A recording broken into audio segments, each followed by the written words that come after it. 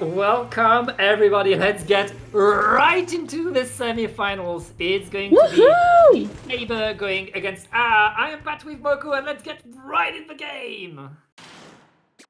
Already going into semi-finals. What do we know about these teams other than the fact that they're going to wipe the floor with each other? Well, is a bunch of players that we expect to have at scene number 2. Scene number 3, Beat Saber. I mean, they're not as active, but very much as deadly as well. But right now, it's that are able to get control over the tower, but not able to really get control over mid. There's still a slusher to the side to stop them. But we'll see who's able to really push forward. As I is still struggling to get to the first checkpoint, Moku. I want to point out Nala has been very nimble. Frame 1, getting that nice pick on Kenshin that we saw earlier as the tower moves closer and closer to Beat Saber's side of the map.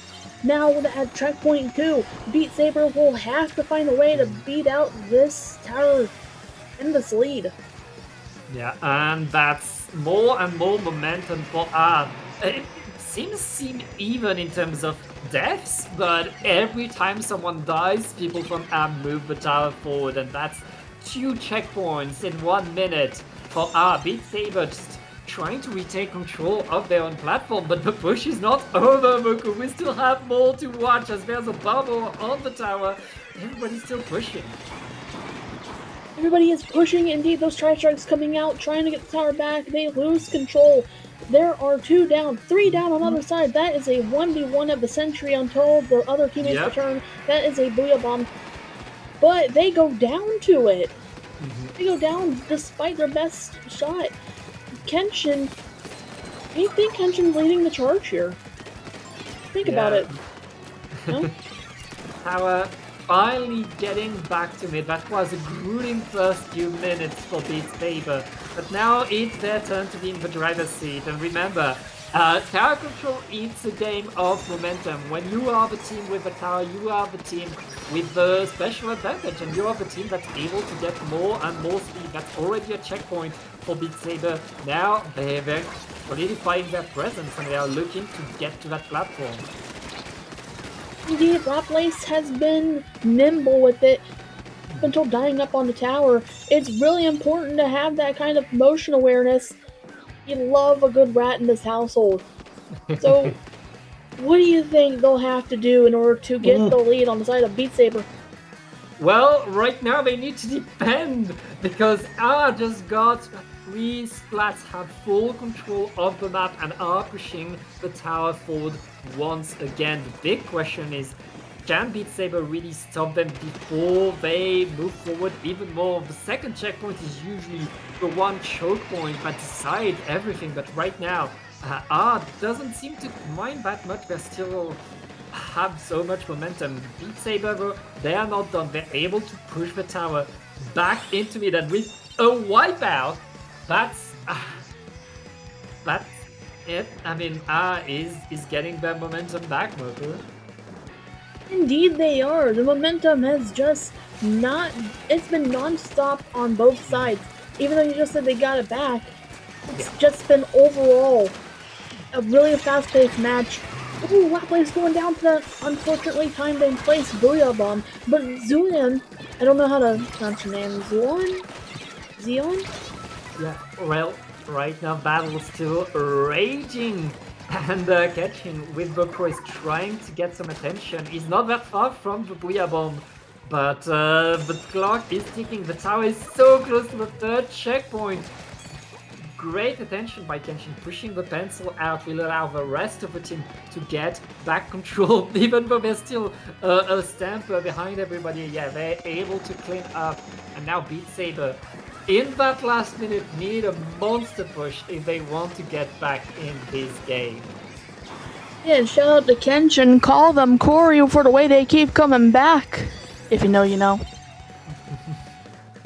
Ooh, the Blaster getting a triple right there. Beat Saber is still in this game. They have the opportunity now. They need to get more splats. They need to get more space. They need to get control of that platform, of that spinner, if they want to push forward, but with just 10 seconds left, and Beat Saber needs everything they have as they have a Booyah Bomb ready.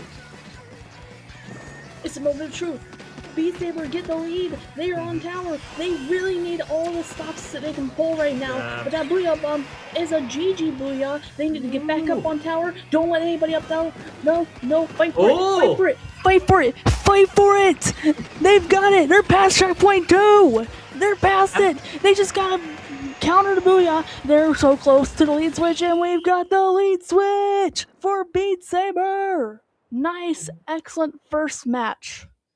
What a comeback by Beat Saber. They spent the whole game getting pummeled, and when that overtime started, it looked dire. I mean, the Booyah Bomb was ready going their way, but the Booyah Bomb doesn't get anything, and added to the Booyah Bomb, you need someone to get on that tower. I was not able to do so.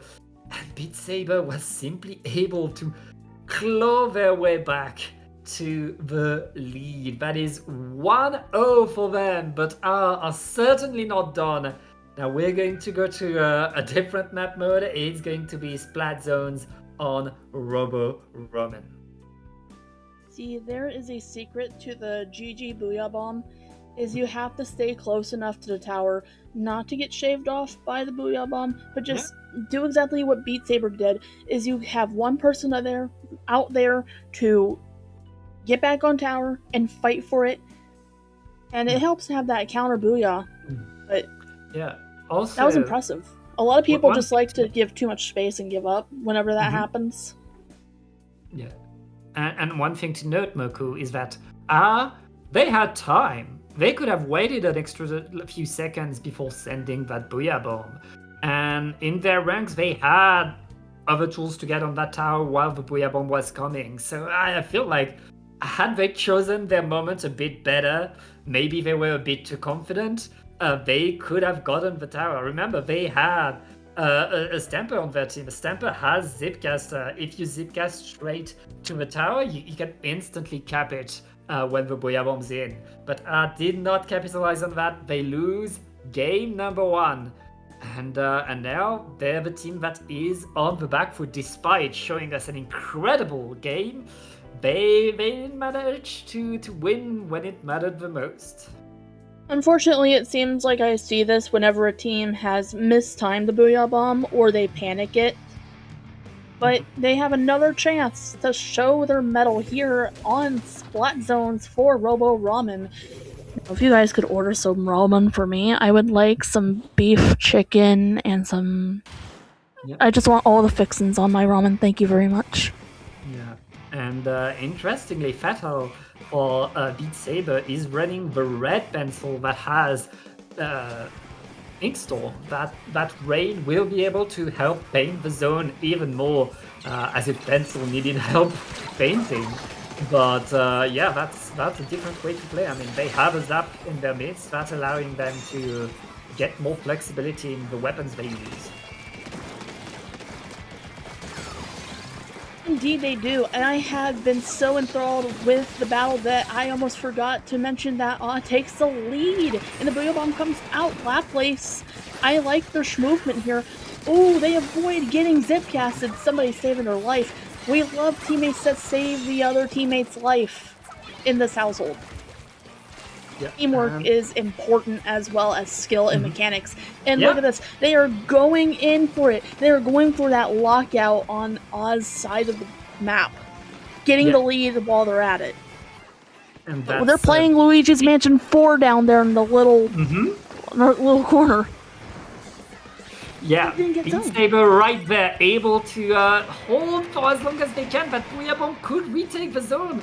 The place with the Enzap is still in position, and with Akula, it looks like Beat Saber is still keeping their control. The vacuum is going to throw and probably finally flip that zone. That's a lot of points in favor of Beat Saber. We'll see if A is able to get back, but I mean, they applied penalty. That's all they did, it seems, Moku. really was. It was exactly the play they needed to make. And right now, they have penalty points they need to work through in order to get that lead back on side of 76 plus 17 penalty points is a rough space to be, especially since Beat Saber is going in with that lockout. But we see another edition of Luigi's Mansion happening in mid right now. But does it cap the zone? Who knows? But it went all the way over there. Didn't really get a whole lot of payoff though. Right now, just got themselves a lot of control and presence on the map. Beat Saber has showed us their ability to hold. Now they need to push forward. They need to get their retake. As the Booyah is getting to the zone, they're able to play, they're able to neutralize, but they're not able to cap yet. And here comes another vacuum by A. They're really relying on it to force their way forward. Beat Saber is not able to hold their lead. Beat Saber is not able to push back. Can Beat Saber get forward? They don't have much time left. It is a constant tug of war, trading the leads every which way. And now only is down to the last 10 seconds. But hold on, wait a minute. They're gonna take that cap. They're gonna cap it back. I can't talk English anymore. This is too hype, Pat. My English is not happening. Yeah, well, right now, they applied penalty. They got themselves some time, and with that splashdown, they're still able to maintain their presence on the zone. Indeed, it looks like Beat Saber is going to be the team that has control of the rest of that game. They don't have that much penalty left on themselves, which means now they're going to score points. Now the lead is in sight for them. I'm loving Lid's positioning, but it's still kind of a rough place to be in because now you are looking down the barrel of a lockout and a potential lead switch happening. We have yet a third edition of Luigi's Mansion 3 out in mid right now, which does cap the zone, saving it from the jaws of potential defeat. But now the points are two in difference. Yeah, just 2 points separating these two teams, and Beat Saber are back in control of the zone. This is the last minute of the game. They don't want penalty to be applied again. They want to hold here, otherwise they'll be in deep danger. Right now though, it's R that needs to push, that wants to push. The vacuum is going to go forward and apply penalty once again, but R just used a lot of players to apply that penalty, and Beat Saber is still very calm around the zone. And I mean, right now, R just used their specials to only cap the zone, and there's no penalty left. They need to get the size advantage if they want to keep their lead. One of them does go down. Booyah Bomb. Oh, okay. Booyah Bomb didn't really get a whole lot of mileage, but they end up putting the zone in neutral. Oh, wait a minute. Oh, wait a minute. And that is game. Aw takes it. We are just tied up right now. Yeah, simply reused their splashdown and their vacuum over and over and over to make sure Beat Saber could not get that lead. Beat Saber was in control of that last minute, but didn't mind. All they needed to do was delay, and wait for the clock to run out. That was very close.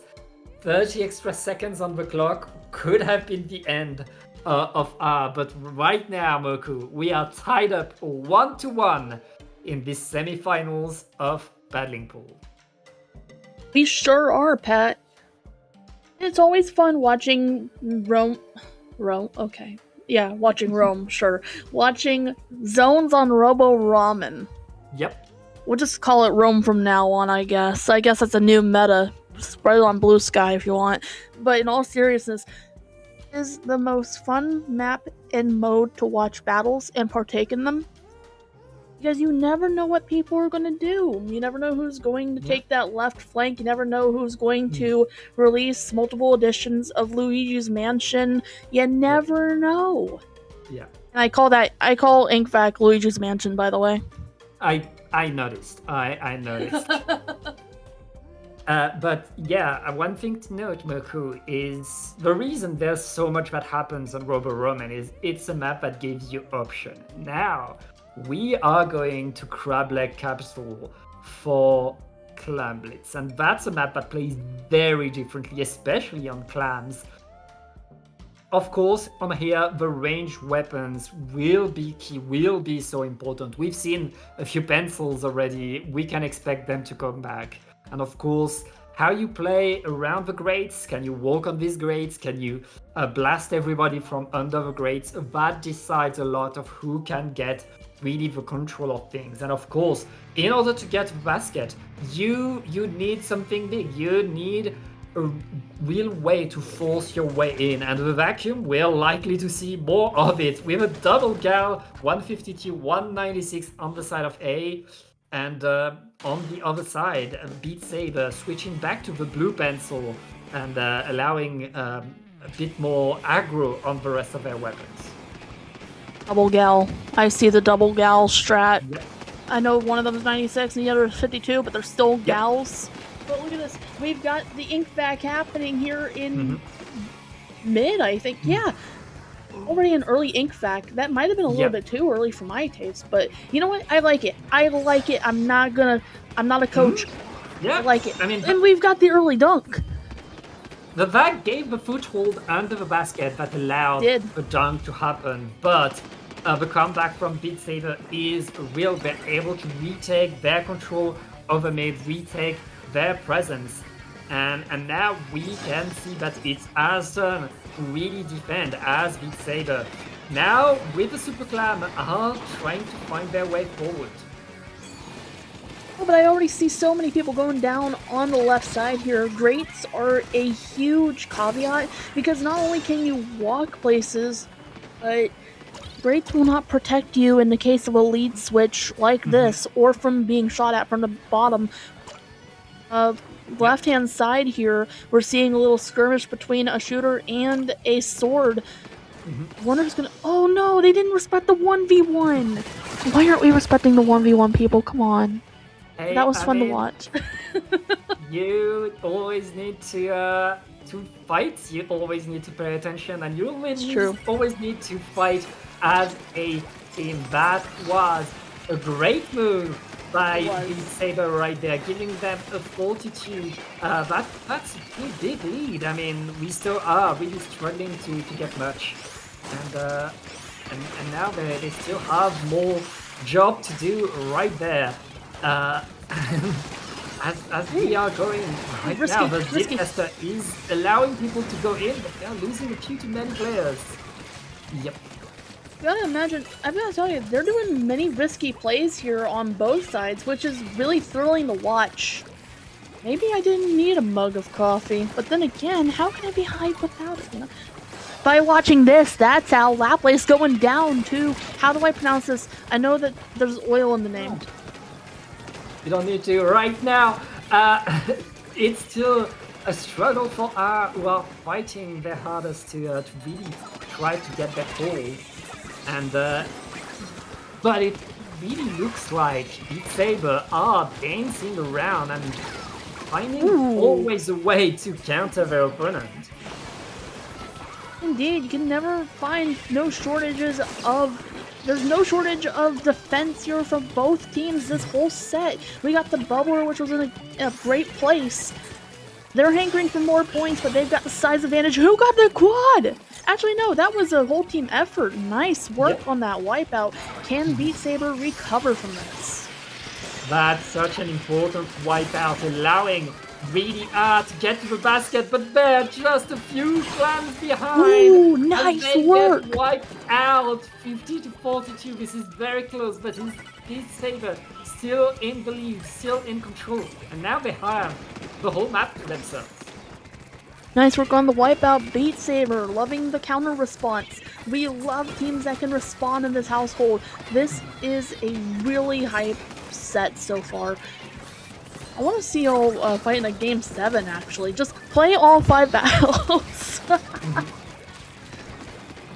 Yeah, and right there we can see Beat Saber holding their basket. They know all they need to do is hold 1 more minute, not let R get forward. But they have a bunch of clams. They have the vacuum allowing them to go in. And the big question is, can they get their way through?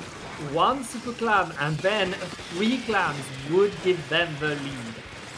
Leo's working that ball up to the ramp and dunking it in. That is going to be a lead switch for Nala taking up space here on left side. Nice work.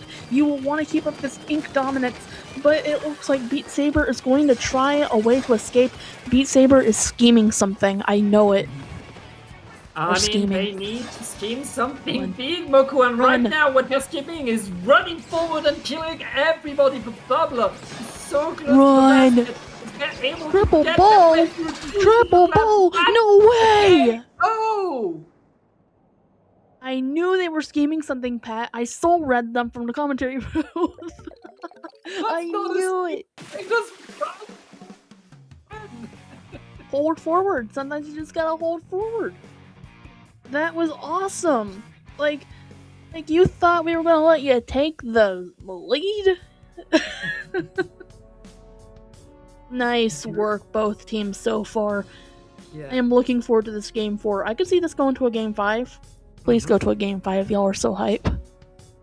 What a showing by Beat Saber right there. Really not letting get away with anything. Had good pushes, but they were committing a bit too much to their pushes, which meant they were losing players to get clams in the basket. And when you lose too many players to doing that, you also lose ground control. You also give your opponent the opportunity to counter push immediately after. Beat Saber was able to do exactly that, and as we've seen, Beat Saber, they like their comeback. They like to get back in very quickly. You cannot let them have a chance. They will find their way back to your spawn. 2-1 for Beat Saber. They've shown us great games, but right now they are 1 game away from the lower bracket. And that next game, Moku, it was selected by Beat Saber. Wow. You know what? That's fair enough. That is fair enough. And there's not much else I can add to that. What I do want to say is Snap and Mode is also fun. Like Rainmaker on Humpback. As a matter of fact, put me in, I'll commentate the set from my ink brush. I'm not sure they'll let you. I think we're gonna let these players do their job as we do ours. But it might be funny to just hear me doing call-outs and being all like, the enemy team is over there! Who do you want to play for? Which of these teams would you like to play for? Flip a coin.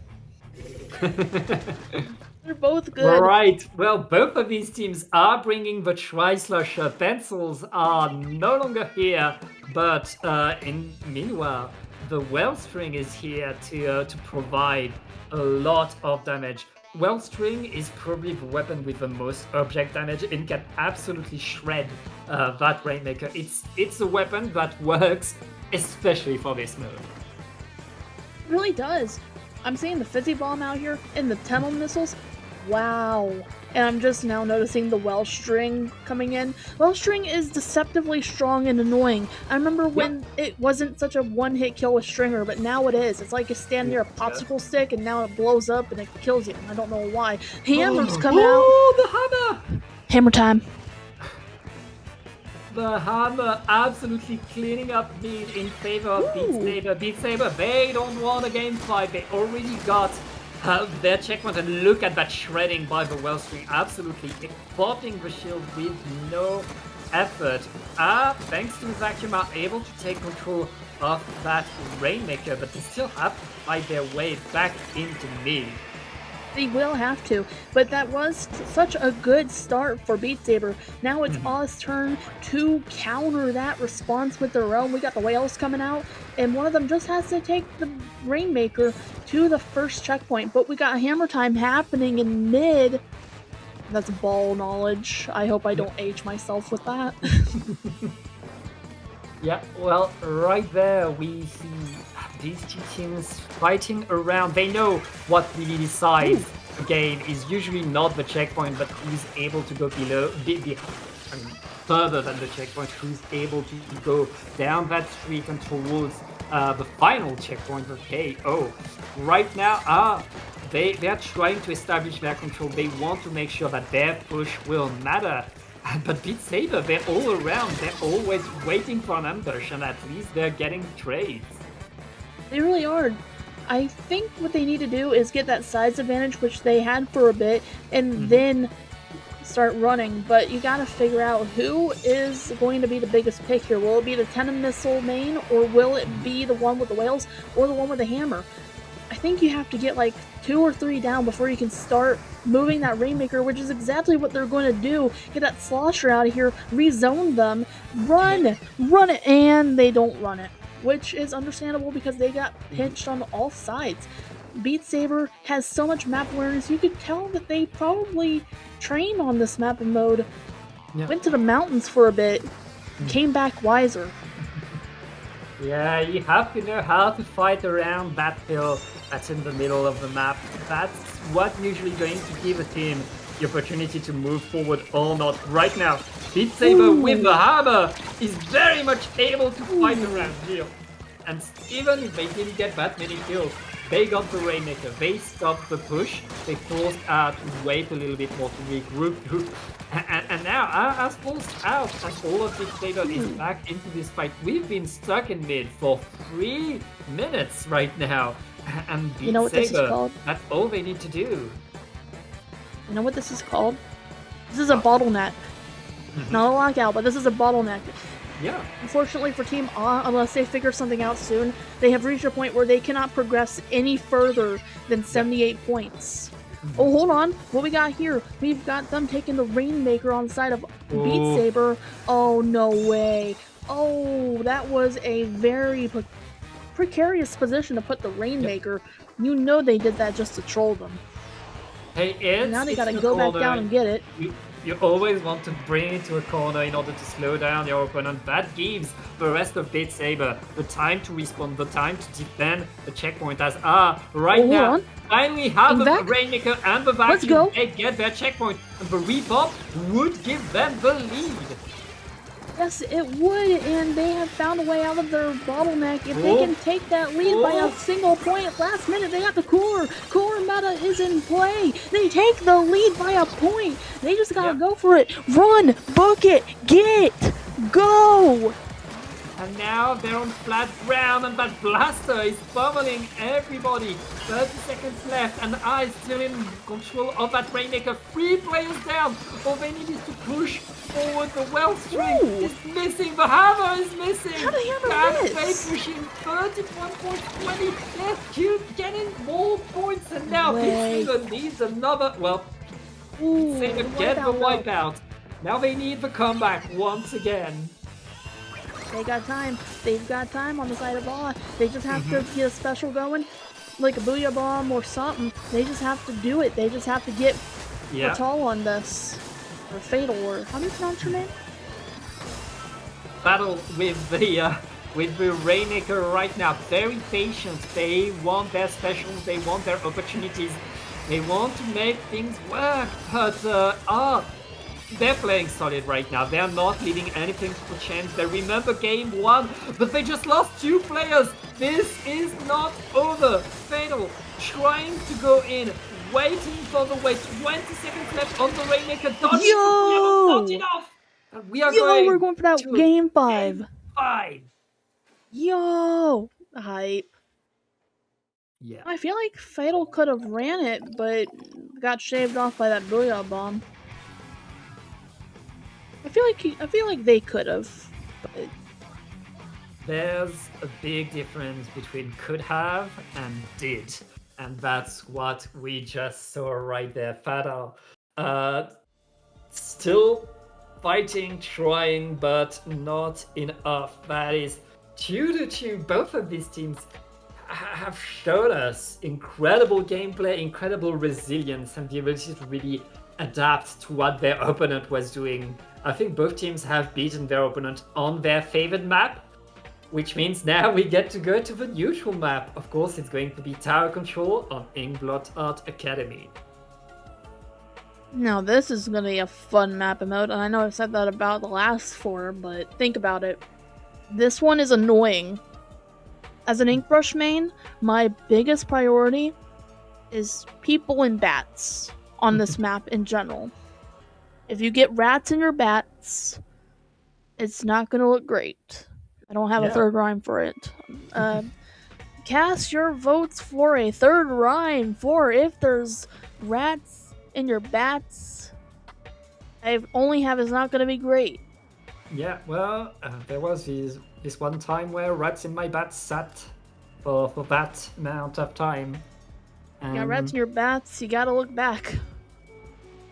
There we go, Yeah, you gotta look back. You gotta go back. It's all about being able to go up there and really take that control. That's what controls the second checkpoint of this tower control path, and that second checkpoint is usually what decides the game. I say usually because these two teams like to go deep, like to go in, like to get their comeback. So honestly, with that, if one team breaks the second checkpoint, unless a team gets a KO, that team is not safe. And we know that now. We know that for a fact. Oh, but still not getting back to the pencil. They keep their Tri-Slosher, and especially they keep that Rapid Blaster Pro that will be providing the vacuum for the team. Much as Rap Fist of Rage, those are sloshers out there in mid right now. Well, not mid yet, but they're definitely putting in the work. Those sloshers are deceptively strong. One hit will just drown you out and send you back to base. We got the Booyah Bomb coming out in mid, which does take some map control, but doesn't really get a whole lot of payoff in terms of picks. But I'm seeing them funnel into the other side. They almost got the triple there. Everybody's staggering. Yeah, and right now it looks like Beat Saber is the first team on the tower, but they're only going to get a few points. They don't have enough control to really get to the checkpoint, and right now they pay the price for it. It's Asdon to hold their control over mid. They still have the blaster to the side, but the blaster is surrounded, as are very patiently establishing their control over mid. And look at that, they're waiting for the right opportunity to push. They have all control of mid, and only after that do they get on the tower and finally get their way forward. But maybe they waited a little bit too much. That Booyah Bomb will stop them. It looks like they will not be breaking that first checkpoint yet. No, it doesn't seem like they will be, and Beat Saber is going to have the early lead switch unless Oz stops them. We've already got the Booyah Bomb, the Ink Jet. No, I'm sorry, Ink Vac, though I'm surprised I haven't seen an Inkjet all battle or all set. Yeah, and right now, both teams are back to the drawing board. We see really nobody able to get enough control, to get enough momentum to really get past that first checkpoint. Usually that first checkpoint, we don't even need to talk about it. Usually it just disappears pretty early in the game, but right now, there's a constant fight around the tower. Every time one team is able to get an advantage, the other team comes back and punishes them. Right now it's 2 versus 2 for the tower. And what moves right there by the 52 gal. Never underestimate 52 with movement. And that is denying the checkpoint once again. We're halfway through the game and nobody has broken the checkpoint. Indeed, nobody has broken the checkpoint yet. It is a 4-point difference for both teams, and somehow I knew that it would be like this for a while because both teams really want to take home the win and move on to the next stage of the tournament. Yep. Nobody wants to go into loser's bracket. Even if you can get the grands from there, it'll be a long journey. Well, longer if it was in the back of the tournament, like round 1, but still, it's not impossible. We got the jump-ins. Is this jump smart? Yes, it is, Pat. Yeah, and that is about 52 gals setting themselves as a rat on bats, but they're not able to stay there. Instantly, Beat Saber recognizes the danger and is able to push them away, but the fact that they were forced to defend against the 52 means the tower is getting the checkpoint. K was able to get the ground, and now look at that. They have an open field. They are in these bats. Rats in your bats, you gotta go back. You can't leave the base if you got rats there. Ooh, Booyah Yep. Bomb, super close. Cutting it, super close. Luigi's Mansion, trying to finish it off. Okay. Size neutrality. Yeah. I heard a blaster direct. That's a third checkpoint for R with 2 players down. It looks like R are able so close to the KO right now, but Beat Saber is not done. Beat Saber still has more to do. 1 minute left in this game, but 52 is still behind everybody. But 52 is getting a lot of attention, which will allow the rest of the team to get back in mid, which will give an extra fight for Beat Saber to win. Beat Saber's looking like they're on the back foot, but I feel like they're scheming something. They're scheming, Pat. I just don't know what they're thinking, though. But I can tell you for a fact that Beat Saber is scheming. They're already setting up. They don't... Oh, wait a minute. The flank! The flank! No, that's huge. With the pencils on, they don't have their back line. With Kenshin gone, they don't have... Yo, wait a minute. Hold on. That was almost a quad. That was a triple. If you don't know where the 52 is, you're likely about to die. But Dilwon, with the blaster, is still in this game, has the position and has the bubble ready as well. Beat Saber still has the opportunity to push right now. All they need is a few more splats, a bit more presence. But remember, all I need to do is get the Booyah Bomb, is get their specials to the tower. Right now, Booyah are being traded. Everybody is falling down. And will not lose to the overtime tower once again. They punch their ticket to upper bracket finals. GG's. You get to move on. And Beat Saber, although you go to lower bracket, you can make it to Grands. I want to see the rematch of the century. Yep. You two Great were hype. Right there. Both of these teams fighting till the very end, but I was able to get the upper hand in this final game to really not let Beat Saber push in, whereas I was even so close to a KO. That is the semifinals. We're going to take a short break, and we'll be right back with the upper bracket finals, which will be R versus Biscuit et Crème.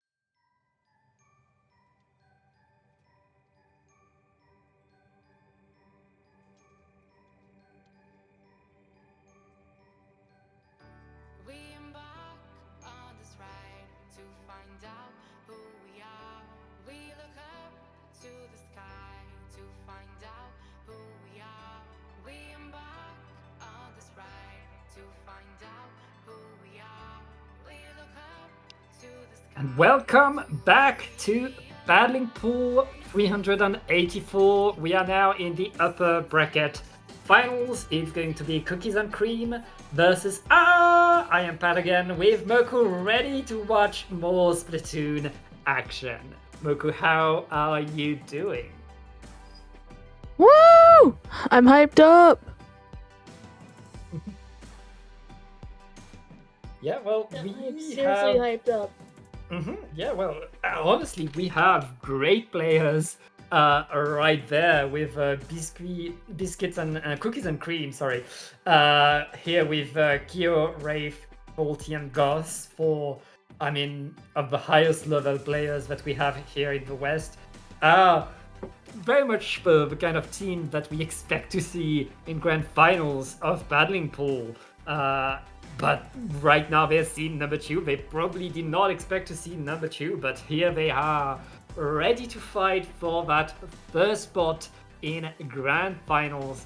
And we'll be starting with a game of Clamblitz on Crableg Capital. We've seen Crableg Capital already earlier today. Lost on Crableg despite picking it. So we'll see if they learn from their loss, if they're able to do a bit better going against Cookies and Cream. Indeed, we will see that, Pat. Will we see, learn from their mistakes, like you said, or will Cookies and Cream be the cream of the crop for this match? Yeah, for sure. Cookies and Cream, the team that we expect to do incredibly well, but anything's possible, and we'll see how they do right there. On here, on Crableg Capital, of course, again, it's going to be decided by range, it's going to be decided by speed, and once again, it's going to be decided by who is able to not only push, but keep themselves alive. And right there, it looks like we have in green, bringing again their no backline comp, where Cookies and Cream have the weapons that we'd expect from them. I was just really, really hypnotized by that map. I'm over here like, look at all the ink going down. They are at an equal skill level. Just because I know a lot of them have Leviathan status or are plus. I love seeing plus players. This is high level gaming. Unfortunately, one does get cornered down there in the corner with the wave breaker. Nobody's letting anybody through. Nobody's even got any points yet. Yeah, everybody fighting for that control, for that momentum. Volty, though, going in, they're able to get a lot of action.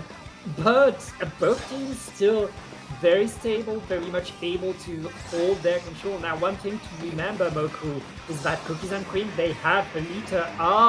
Kind of have to play around that leader, kind of have to cut the distance as much as they can, so all the pressure is on them to really be able to move Cookies and Cream away. Cookies and Cream, though, they seem pretty comfortable where they are, as long as that leader is safe. They are safe. Indeed, and Kiki going down. Yep. We've got the E-leader out here. Rafi... Okay, I cannot speak English anymore. There's just so much going on. Slosher at it with getting that pain control, but getting drowned out by another Slosher. Yep. And that is the first point for Cookies and Cream. Yeah, the vacuum really allowing the whole team to move to that basket, to set themselves there, but they didn't have that many clams in their pockets, which means they only get to score 29 points. But look at that, they're still able to keep themselves in mid, they're still able to hold a lot of paint over mid, and now they close the basket, but they still have to fight their way back to the middle of the map. That's not the position you want to be in. As Cookies and Cream, they already have another super clamp ready. Indeed, they do, and it's thanks to all this paint control and this Booyah Bomb coming out that they're able to rezone Cookies and Cream for just a little bit, but that doesn't stop the fact that they've got double balls out there. They have two waiting to go in. They just have to get past all this gunfire. They have to Matrix it like Neo. Yeah, but right there, Cookies and Cream failed to really use all of their tools together, and they still have to fight, and they're fighting an uphill battle right there. Of course, Slosher and the Carbon like to fight uphill. They are going in, and they're Ooh.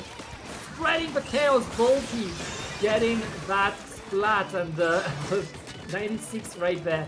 Forced to move back, forced to wait a little bit. The basket is open, but I'm not sure Goss, aka Zero, will be able to get the Super Clamp in. That's still more pressure for Cookies and Cream, but they have yet to make that pressure really turn into big points. I don't know. I feel like Oz is going to start scheming something. I feel like they're scheming. Even though they're on the back foot right now, they are scheming something. They are not just going to go 0 to Cookies and Cream. I bet you anything. They've got a plan. They're waiting for the right moment. Ruffy goes down. I think it's Rafe. Is it Rafe or Ruffy? I don't know. I'm not sure, but they're the E-liter for me. And right now, it looks like finally able to get some splats, to get some presence into it. But there's so much pink bait around. They're not really able to set themselves, and they're going to lose the Super Club. No, they saved it. They have so much class on themselves, but with 1 minute left, they're in a very, very rough spot, and with a vacuum being activated, they're going to struggle to push forward once again. Oh, look at this. They've got all the balls they could ever gather here in mid. They got the clams going. They have enough to grill them. I wonder where grilled clam takes. I can't talk anymore. It's so hype. I can't even do a bit just because it's so hype. Just is scheming right in front of our very eyes. They have 2 clams out there on the field. They want to not only dunk these clams, they want to grill them up too, and I wonder what that tastes like. We got Luigi's Mansion happening out in mid. 10 seconds left. They're down by the wire. There's another. There's a spin-off of Luigi's Mansion. It is thanks to Rafe that they're able to have all these comms. They know the other team's zip code. So Holy crap! Holy crap! Rafe! What was that? somebody clip that. Clip that. Rafe! What was that? I've never seen that. I've been watching this game for years. I've never seen that. Rafe is on another level. Oh my gosh. Teach me! Teach me! I'll sign up for coaching. One shot, 3 splats. What? I need every angle of that. I need every POV of that. What was that? That was beautiful. And that's one way to end a match. They didn't even have to do that. They didn't even have to do that. That was just straight aura farming. Yeah, and they didn't even need that. I mean, Cookies and Cream, they were winning that game already. They had that game in the bag, and that was just... Oh yeah, by the way, let me style on you. With a triple. What a shot. What a game. Cookies and Cream's on fire. You know that music that goes with the We See the Fit Piccolo meme? We need to start playing that, because what was that? That was wild. That was a statement by a race right there. Yeah, they didn't even need to do that. That's what makes it so awesome. It's like, we're already winning, but they weren't even, and I say bro is like a general term, they weren't even looking at them, just one-handing it, just, like, I could just imagine Rafe just looking away from the other opponents, one-handing the E-Leader, and just boom. It looks as cool as I imagine it. Just imagine the coolest shot with that description. It's just, Incredible shot right there. And that's game number 1 going to Cookies and Cream. Cookies and Cream just took a big option on to Grand Finals, but they're not done. They need to fight better. They need to move better. They need to find a counter to what Cookies and Cream has been cooking right there, and they're going to bring a pencil. They're going to bring a more usual comp that we see. Meanwhile, it's going to be cookies and cream with both a tri-slusher and a carbon still. On this map, tri-slusher and carbon, they're going to absolutely shred everywhere, and I will have to play whack-a-mole with these two. That's one way to put it, whack-a-mole, because they all go and stagger towards each other for a bit before someone gets the lead, and then somebody gets the overall foothold, is what I'm trying to say. So the early lead switch has already occurred, but it seems like everybody is scattered. There's no real organization right now. Everybody's scrapping with each other. You got little 1v1s happening. Okay, we've got Inkback coming out here on right flat. At least my right. Yeah, right there, cookies and cream riding the momentum that they built in game number 1, are in control of everything. I've managed to send the 52 to the side, but the 52 has been found because of the wave breaker. Right now, 20 ticks left on that zone. I still needs to paint. They have the Zipcaster on, but Zipcaster can't paint that well. And right now, that Zipcaster is alone, and that's 100-0 by cookies and cream. Absolutely dominating that game. They didn't get a triple, but they were even more.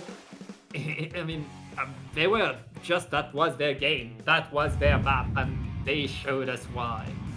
I feel like Awe has been intimidated not only by the performance of Cookies and Cream, but also Rafe stunned on them so severely that they probably just struck fear into everybody's hearts. Because, wow. Question is, will they be able to take this to a game 4? I mean, right now it's looking pretty dire for they were behind in Clan Blitz.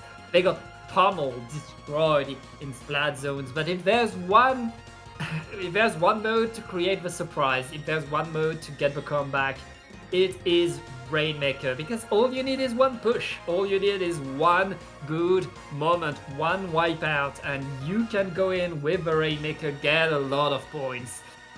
But I mean, so far Cookies and Cream is the team that has shown. But they're the team to do that, so I will need to bring their A game and then get a few surprises if they want to get a point. They sure will. And also, I was looking at their Sendo profiles. These badges are amazing, and also, Rafe, your art made by other people, it's just so good. They caught your good side in every one of them.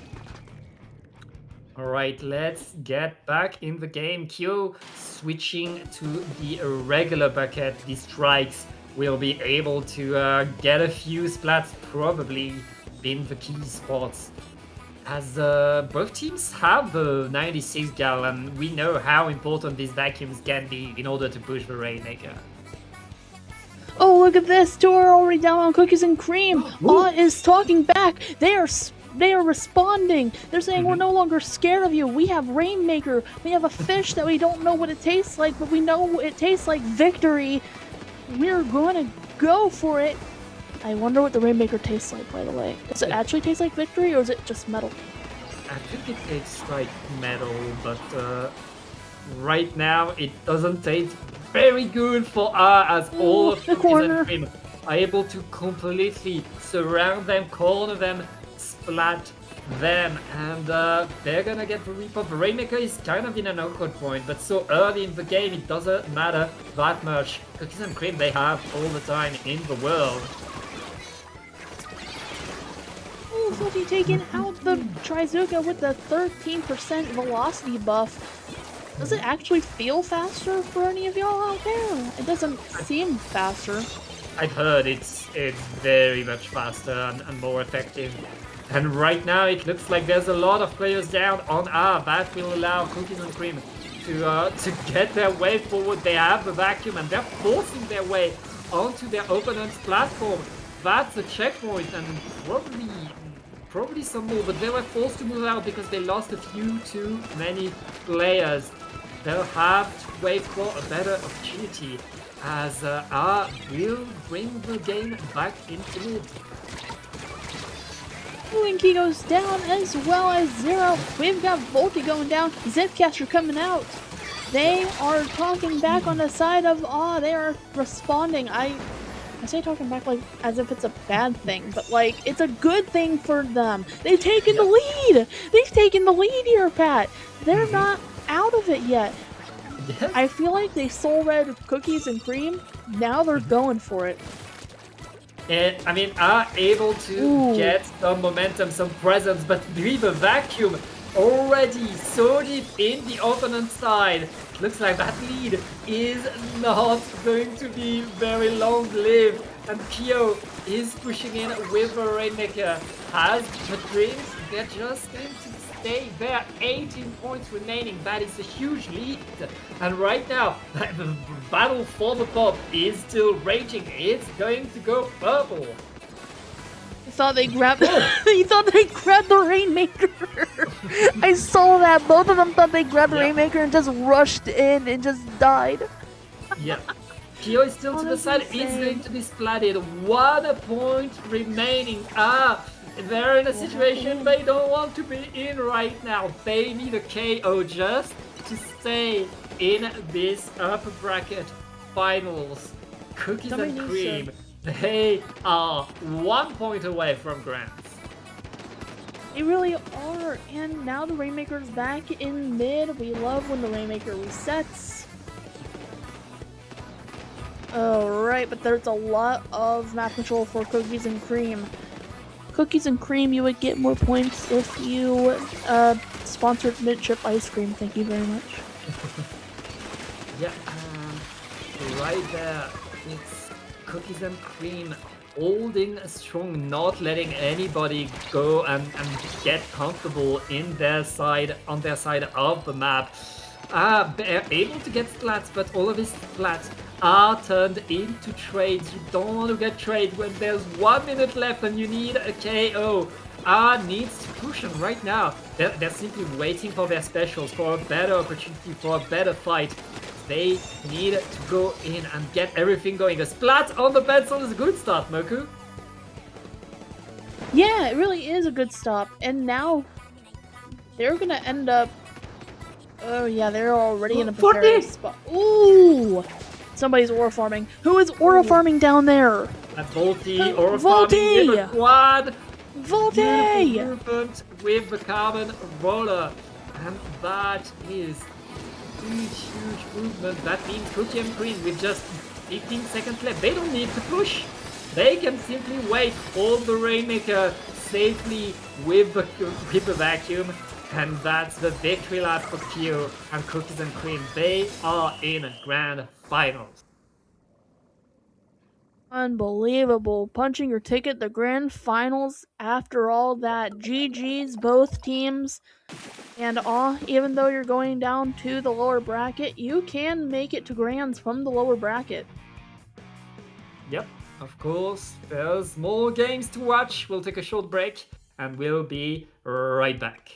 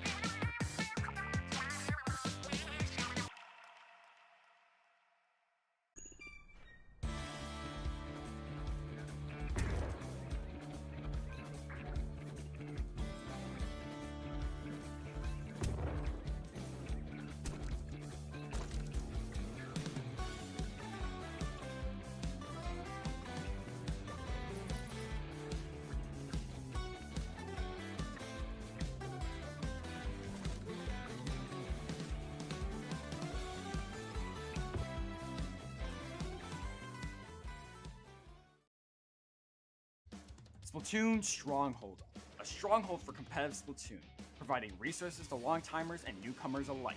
If you're new to the competitive scene or still figuring out how to join, we have a Getting Started guide and plenty of other resources to help you in your journey. If you are a seasoned veteran, we still have plenty to offer. You can find and join tournaments as well as participate in our Captain Forum and find free agents and teams. Our mission is to make competitive Splatoon easily accessible to everyone. So what are you waiting for? Join the Splatoon Stronghold today!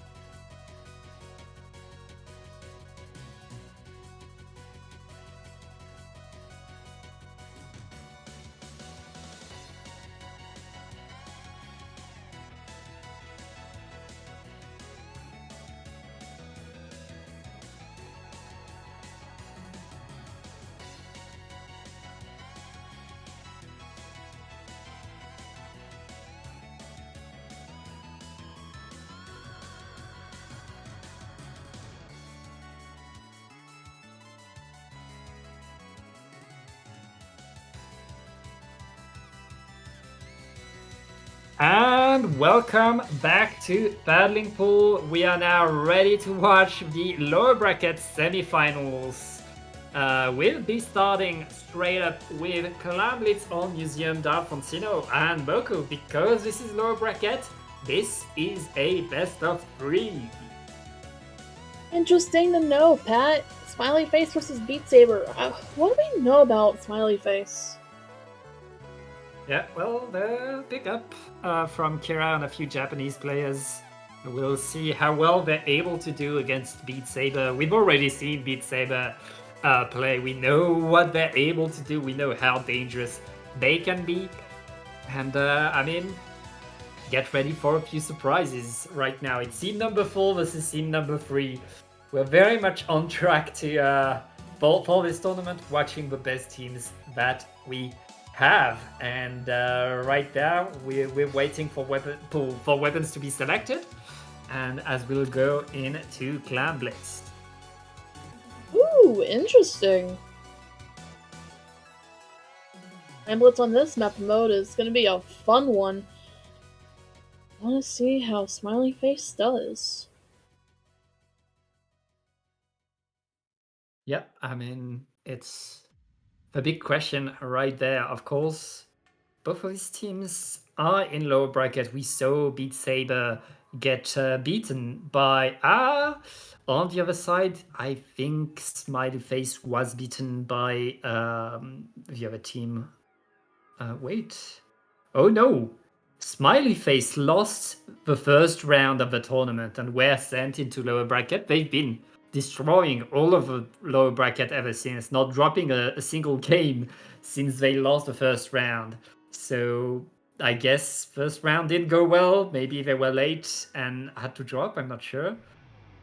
Oh yeah, so they had to drop the first round because not all the team was ready to be here. So they've been grinding the lower bracket, and now we'll see if they're able to get their comeback. And we're off to the races. We have both teams making that beeline for mid. I want to see what Smiley Face does. They already... Okay, it's... Ooh, there's already a lot going on in mid. It's so hypnotizing to see a Flings Aurora at work. I don't see too many Flings Auroras in these tournaments. Yeah, well, especially for Clamblitz, it can really help you know where all your opponents are and then mount a push, forcing them to move at the same time. That's a wipe out by Smiley. Beautiful control of the basket area. And Beat Saber will be able to retake their control, to retake their presence, but they still have to fight for their platform. At least the basket will close. 53 already in less than a minute. That's a monster opening by Smiley. And it's thanks to their pencil that they were able to rezone the slosher. With a good pencil main, you can pretty much misplace or displace anybody out here. Especially if you know what you're doing. So, I believe in this pencil. Wow. Yep. This pencil is in a good spot right there, but Beat Saber has still something to say, something to do right now. They're able to get their control of the mid, they're able to get their presence, and it looks like Beat Saber is pretty close to Super Clam, but they're not able to really get full control. Kira with the 52 is fighting on the platform. Ooh, it that was wasn't super good for Beat close, though. Saber, but suddenly it's Smiley that has control and they're reopening that basket. Oh, but that was a push that kind of died midway through, so they're going to get the pity clam, and that, with the map control, is going to allow Beat Saber to be able to get back in easily. So Smiley Face will really have to play defense or get a wipeout. Well, that works. Yep. Smiley Face still dominating this game right now. They have new Super Clam being thrown in. They have more to come. Only 2 more clams would give them the lead, the win, the KO. That's 1 point for Smiley Face. This is a team that's been dominating lower bracket. Beat Saber has their work cut out for them. Yeah. Oh my goodness.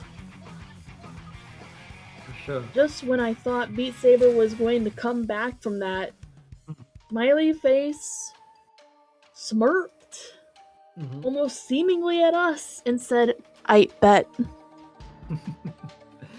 I mean, for sure, even when we saw Beat Saber take their time, get control, it really felt like Smiley Face was able to move forward and get splats whenever they wanted. And that kind of ability, that explosivity that they had, that ability to really go in whenever they needed to, was incredibly useful for them. And Beat Saber trying to be a bit more slow in the way they played, well, they learned, as we all have to learn every single time in this game. The team that's the fastest is the team that usually wins.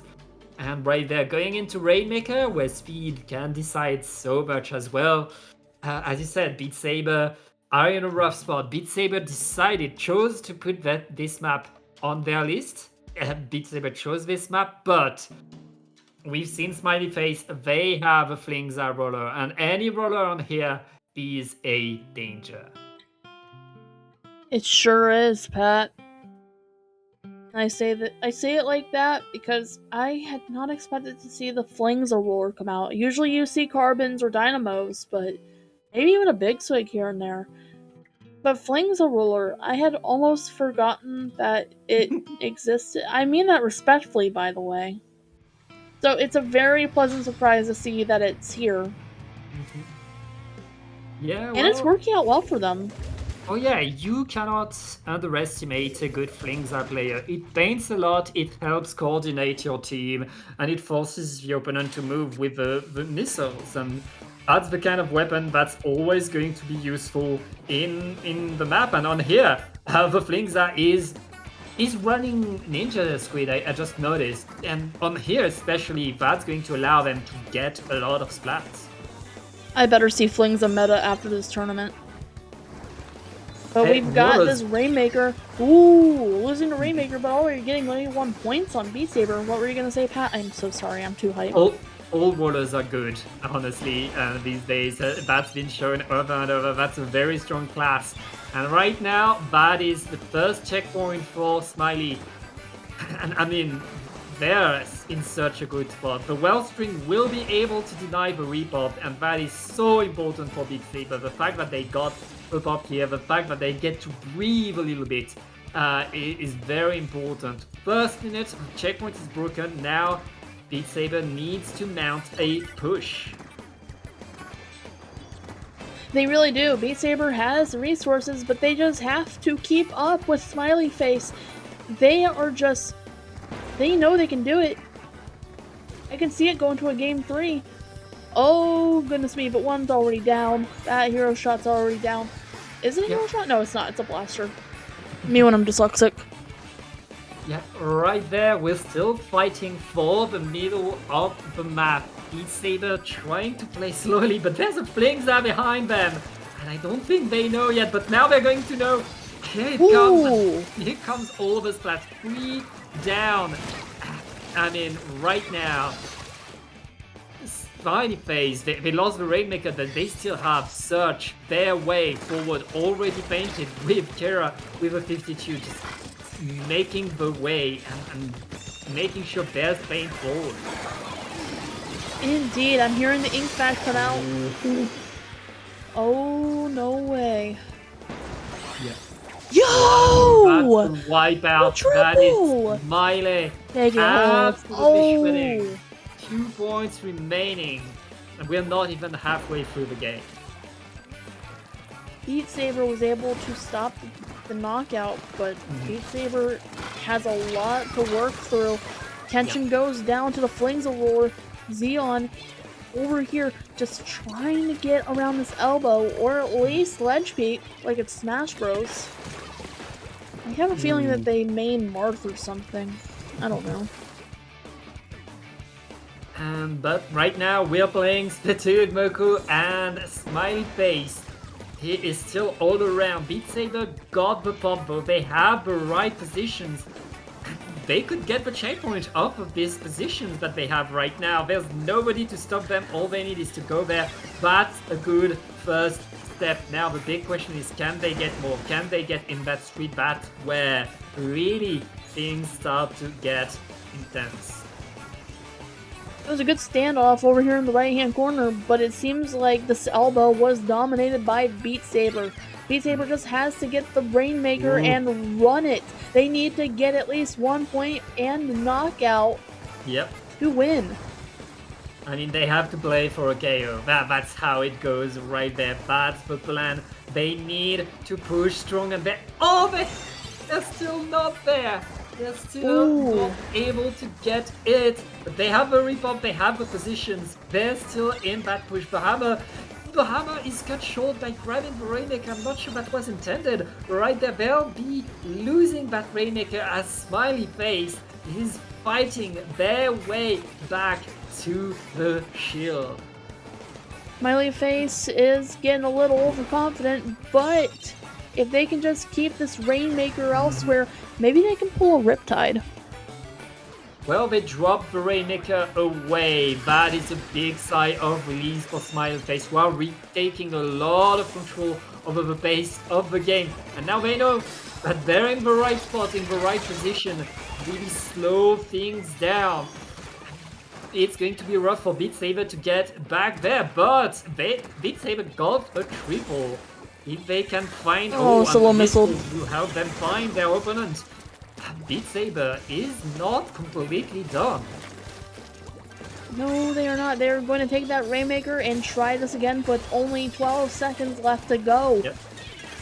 Oh, what is it? Oh, they almost went that God. direction, but they would have been stopped anyway. Yeah. Yo, the so wipeout. much. 3, 2, 1. That is Smiley Face's game, and that is going to be their ticket to losers bracket or lower bracket finals. Yes, it is. They are going to go there and face. I mean, that was quite the showing by this team. And remember, that team had to drop the first round and play all the tournament in low brackets, so they haven't played these top two teams.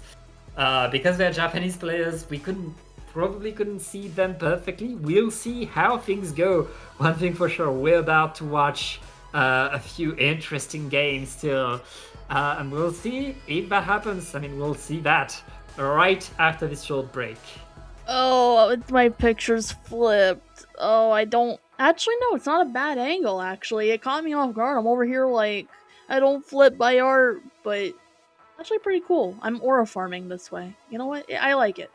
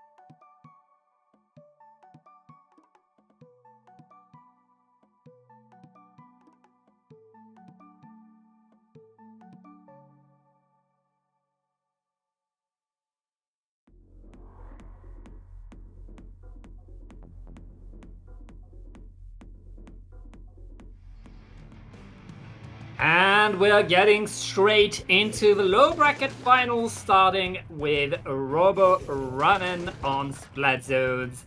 You've seen both of his teams. Smiley Face, the team that has been crushing all of the lower brackets, who want their fight in the upper bracket in grand finals. Only one team can make it through though in this best of 5, and we're starting straight up with Splat Zones, and already it looks like Smiley Face is winning that first team fight with a wipeout, and they are setting themselves up in the elbow. Hi, Moku. Yes, I have returned, and that was an early wipe from Smiley Face. That is a huge move they pulled. Great start, really shows their dominance, but can they respond.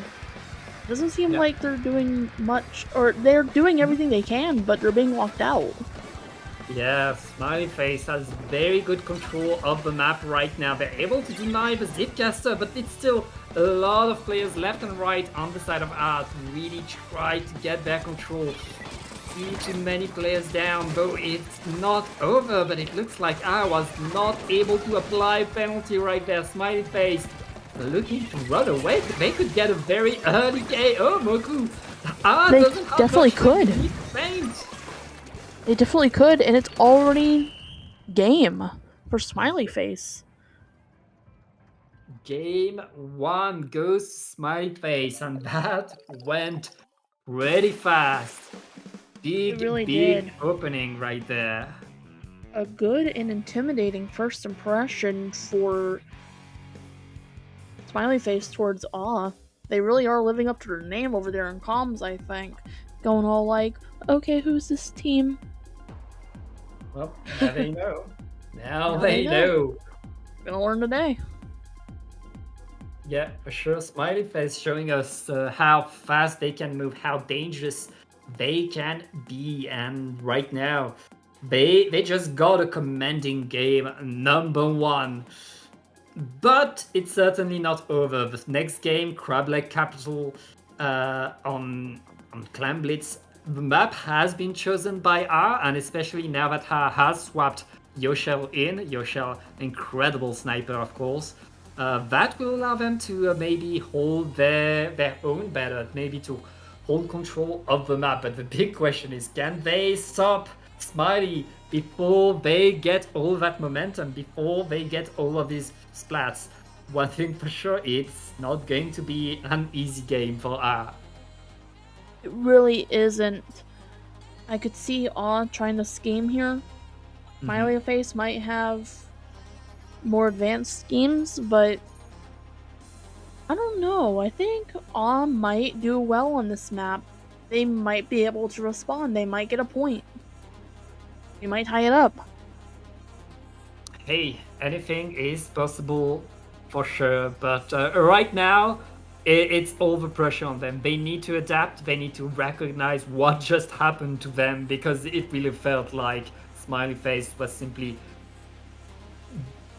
mowing them down, destroying them over and over. But we'll see if R can adapt. We'll see if R is able to hold their own, to slow down that opponent that is absolutely everywhere right now. And yeah, we'll see how things go in this second game.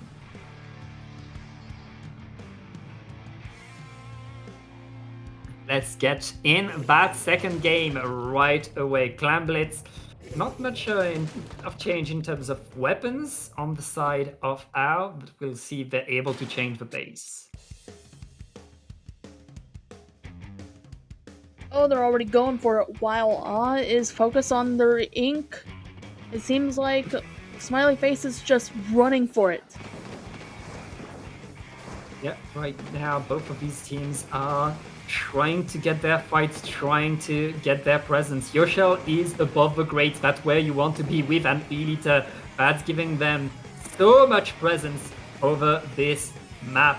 And right now, has a much better opening than they did in the first game. But of course, what's going to decide everything is the clams. Who is able to put the clams in the basket? So far, everybody is fighting left and right, but Flings are going in, going for the juggler, and that's 3 down onto R. It looks like Smiley Face are able to get control over mid. It seems like they are. Smiley Face is intimidating them with that map control, all these resources. They know how to space them out, if that makes any sense. But I'm not surprised to see that they haven't gotten any points yet. It seems like On knows how to lock folks out, and they have adapted. They just need to keep it neutral and maybe even get the lead by putting in a clam. But they're playing very patiently. On is the kind of team that will soul read you. And they're holding up really well against Smiley Face, going 2 down on each side. It's just a matter of mental stamina and keeping an eye on all sides, but eventually that stamina will run out unless somebody makes the hero play. They are in need of a hero play right now because they are starting to advance onto their zone. It is starting to look like the tables are turning against Oz's favor, and right now they have that clam. Yeah, the basket is open, and the Smiley Face is still under the basket. They lost a lot of players and a lot of clans as well, though. That will be the end of that push. And Smiley Face was very patient in that push. They took a lot of time, a lot of resources, and they only got 23 points. Now, I mean, these 23 points are still a lead, but that's a very, very small lead. If I can get a push, they would get back in there. But the big question is, can they get control of the mid right now? It looks like they're struggling to really stay in position, Marco. They really are. Already having 77 points on them, they're going to need to get a shell and a clam and a half in there. Which doesn't sound like a hard thing to do, but Smiley Face is pretty much everywhere in the ink. You never know where they are. Full of sharks, full of missiles, full of everything you could think of. Aside from specials that don't exist, of course. Like, nobody's got... I don't know. But right now, it looks like are able to get a bit more control, a bit more presence. They were able to set themselves on top of the grades. They have the clams.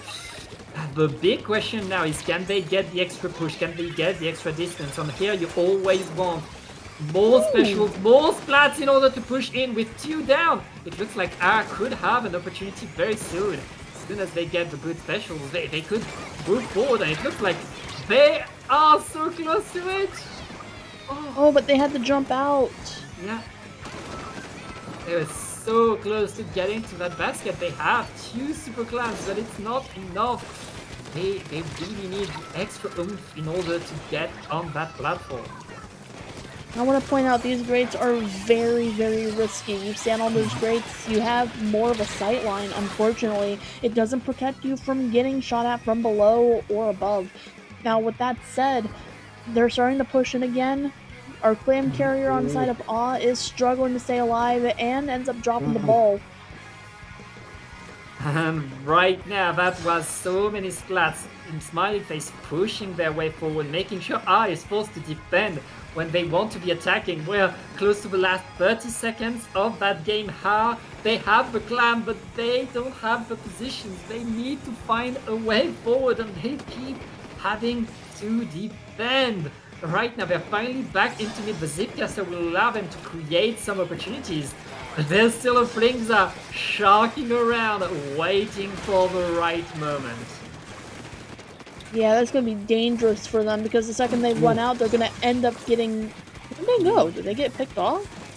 Yeah, the Wave Breaker noticed the Flingza, and that allowed them to single them out and get them. Now it's overtime. Has one last opportunity. Can they push in, though? Looks like Kera is on the hunt for that Super Clam, and he's going to get the splats. I think the substrafing. The substrafing. No. The substrafing. Number 2 going to Smiley Face once again. Not as strong as in game number 1, but still in control and denying any push from R has still to score a point. It's not the wave dashing with the 52. Honestly, I like that.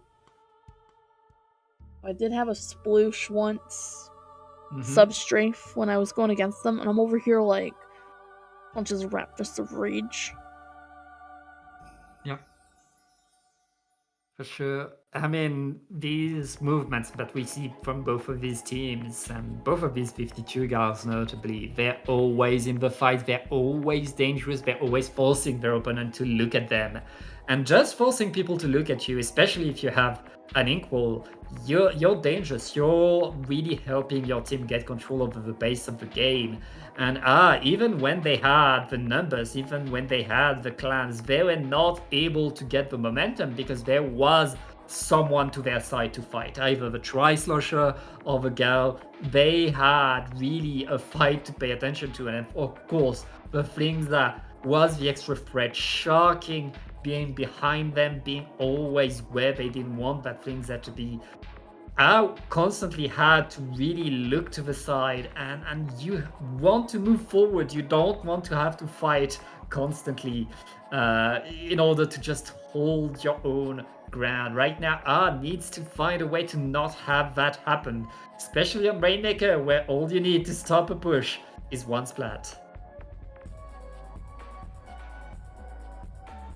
Yeah, that's exactly what Oz gonna need to do in order to take this back. If we want to go to a game 4,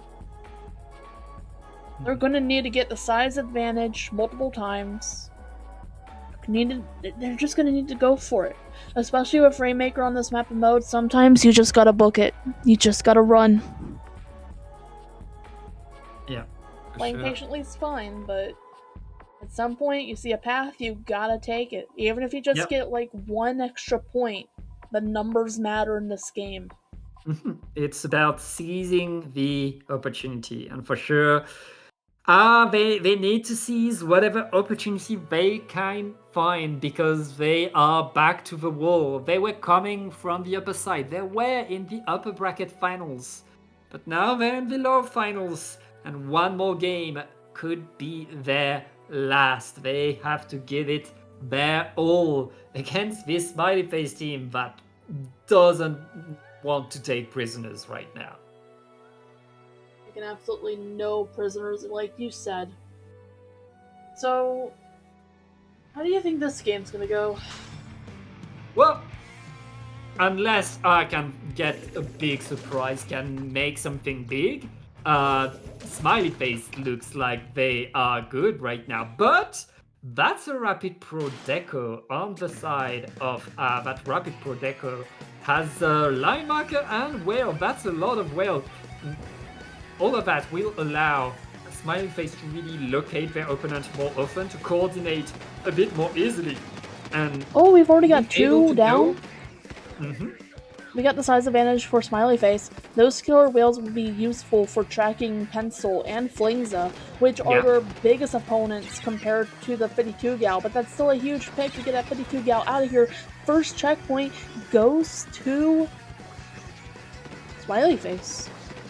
Yeah, I mean, Smiley Face, always, we know how fast they can be, how much they want to go in now, and they got their checkpoint very quickly, but the answer from R is coming. Yoshel is painting around and is going to grab the Rainmaker. There's a way forward for the team, and it looks like he's almost able to get to the platform, but I mean, they always, Smiley Face knows they only need to splat the Rainmaker to stop the whole team.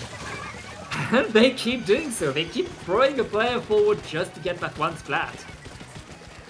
They know how to play the game, and not like others don't know, but sometimes it's easy to forget, hey, you can just take out the Rainmaker and stop the whole team's push. You don't have to go for everybody all at once. As long as the Rainmaker's down, you manage to slow down everybody on the other team, even if they're super skilled, even if they're like Div X, and that is going to be the checkpoint for Yep, able to get tying up the score pretty much. And one single point would give them the lead, and it looks like they're able to force their way forward. They get the repop, they get the Rainmaker, and they are pushing in Yoshel, dodging around with that Rainmaker.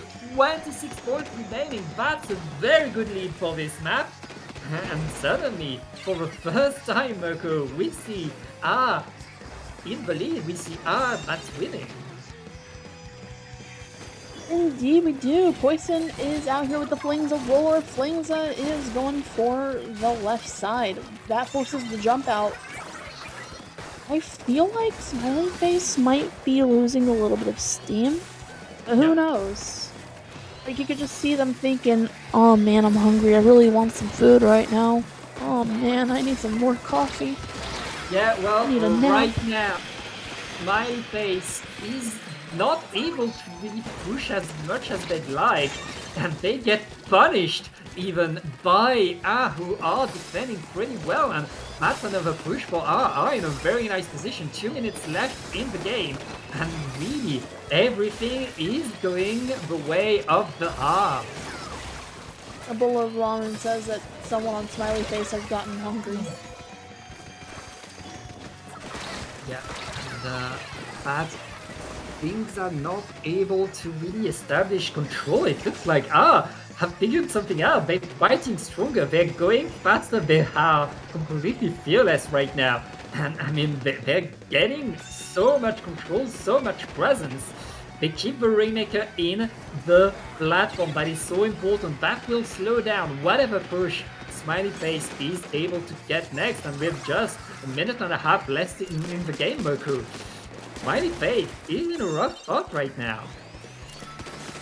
We'll have to fight a little harder, but hopefully somebody can get that teammate or two a snack and get them back into this, because we're seeing, and I'm not cheering against off, I'm just saying this is what usually happens in these team setups, but I don't know. Here, he's going down. We see him, Sasha. Ooh, going down in a trade. Maybe I'm the hungry one. And the funny. They just put the Rainmaker in the rough spot. Not the wall. They grabbed it. Smiley Face did not waste a second. Grabbed that Rainmaker, but they just lost 3 of their players, and the things are completely surrounded with 30 seconds left. Moly. Is in control of the whole map and the Rainmaker. And they're the whales bringing it coming to out. the side. They know they only need to survive just 15 more seconds. Smiley Face trying to go in. They're able to get the snipe on the Rainmaker. They might be able to pop it. That is one last opportunity, but that's going to be a rough push to get, and they won't be able to. What a turnaround. All ends up getting the first point of the game. Somehow I knew that they were going to have a better time on this map and mode.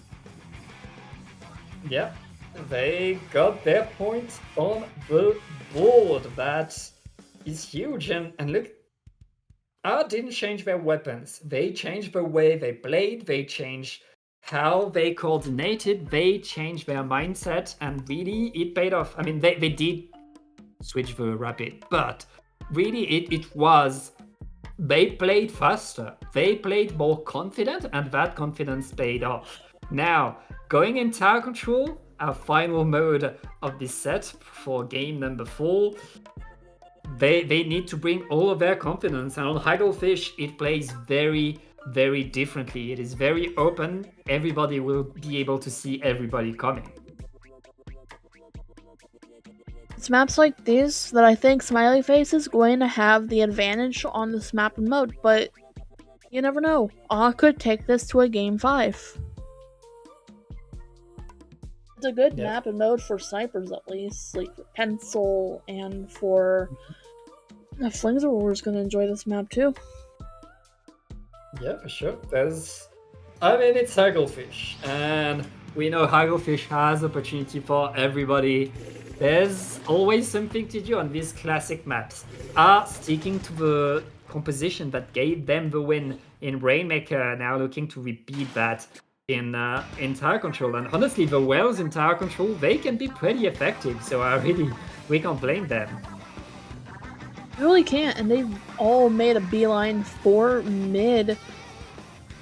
Wait a minute, what's going on here? Everybody's taking up their own sides of the map. You see a lot of ink control happening. Are they building up specials? Is this going to be like a special fight? I mean, everybody's missiles coming at each out. other, and here comes the fight. It looks like Smiley Face is able to get a few good splats, and with that splat on Yoshel on the pencil, that is momentum set for Smiley Face. You need to have someone on the tower. The Zcaster is now there to harass everybody. Oh wait, no, that Zcaster died. And Smiley are getting to the first checkpoint, and there's nobody to defend. Yoshel is forced to move out. That is a lot of control for Smiley. Indeed it is. Cooler is also going to come out and help them as well, but with 4 minutes left to go, I might turn this around again. Because they're already out here defending the tower with their lives, but 2 go down. Yeah. And they're not stopping. Smiley Face still on that tower with the missiles. They'll be able to locate everybody and get more and more. They're halfway through the checkpoint. They're kind of forced to move away. Good defense by R. They're still in this game, but I mean, they just had to lose the checkpoint very early. That could cost them. No, it just seems like... Sorry, I'm just really hypnotized by this, because you have... Hey, yeah. You have Smiley Face trying to get through, but... Or at least it's the other way around. We've got this jump. This jump was kind of precarious, but the punish... Oh my gosh, this sword is aura-forming. Sword is aura-forming. Beautiful moves right there. That's going to allow R to get the tower back in mid. We're back to the fight for the control, for the momentum. And I mean, Smiley has had a few good pushes, but this could be the opportunity for R to get forward. Beautiful line marker, still confirm right there. And it looks like it's finally R pushing forward. Now the big question is, what does it look when they push? It probably is going to look a little something like this. They're going to start coming up into Smiley Face's side of the map. Yeah, and they are getting straight to that second checkpoint, but they lost a few too many players. The lead stays in Smiley Face's hands as they bring back the tower directly to mid. And look at that, they are riding that tower to mid. They don't want it to slowly go back there. They want to make sure that that tower is in their hands. Because they want that push to go fast. That's how they've been playing, and they're already under their opponent's spawn, trying to go in. Look, the Tri-Slasher almost getting a foothold on the platform, but they are not able to free down. Very, very strong defense by R. This game is not over. It really is not over at all. They are going to start going through with this. So Smiley Face is currently in a small lead right now. Yep. It's going to take 6 more points for A to get this back. Yep. Still time to go to a game 5. Okay, so we got this ledge peeking. Look at Smash Bros out here. Ooh, nice sword. And right there, just 4 points away, but it's not enough. Smiley Face still holding strong, and with just a minute left.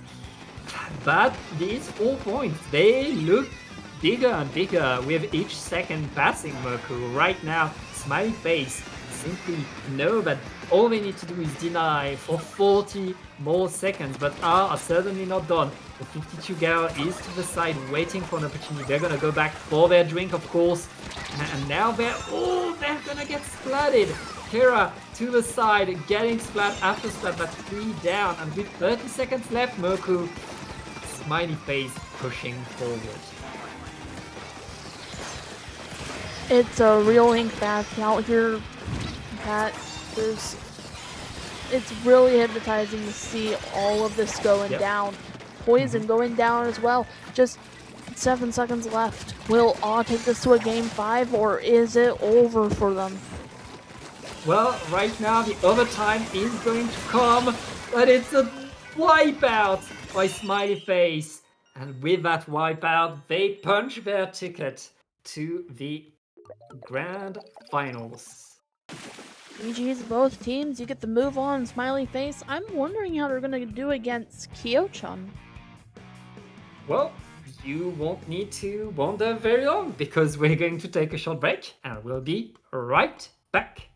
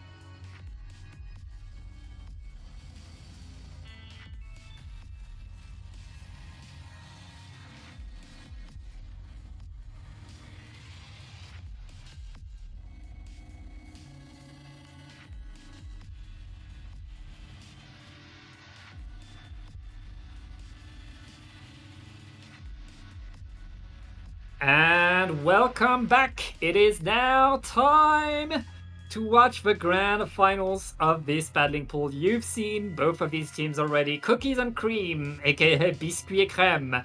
On the upper side, they only need to win one set after destroying everybody in the upper bracket. On the other side, it's Smiley Face that was late to the tournament, so they were sent to the lower bracket and have absolutely destroyed everybody on that side. Now these two teams are 0-0 and about to fight there. What could be the first of two sets? Well, we'll see.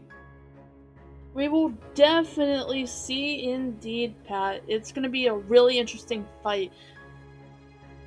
Oof. Who do you think's going to take the first game on Rainmaker Humpback? I mean, I'm not sure how these two teams fare against each other, but one thing for sure is that both of these teams have a roller in their ranks. And usually I bet on the roller. So since both of these teams do have a roller, I'm still going to bet on Cookies and Cream because that roller is Volty, and Volty is just next level with the carbon.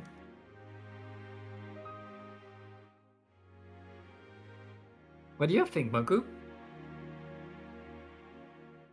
Well, I think Smiley Face has a fair shot, but it's going to be a really tough climb into, I don't know why. I don't know why I felt like it was going to be a tough climb for them. Just because I know how strong they can be on the side of Biscuits et Cream. So, let's see what they do. Yep. Right now, of course, both teams bringing a 96 gal. That weapon has become a staple of competitive Splatoon, especially in Rainmaker, where you can really cover for your team right now.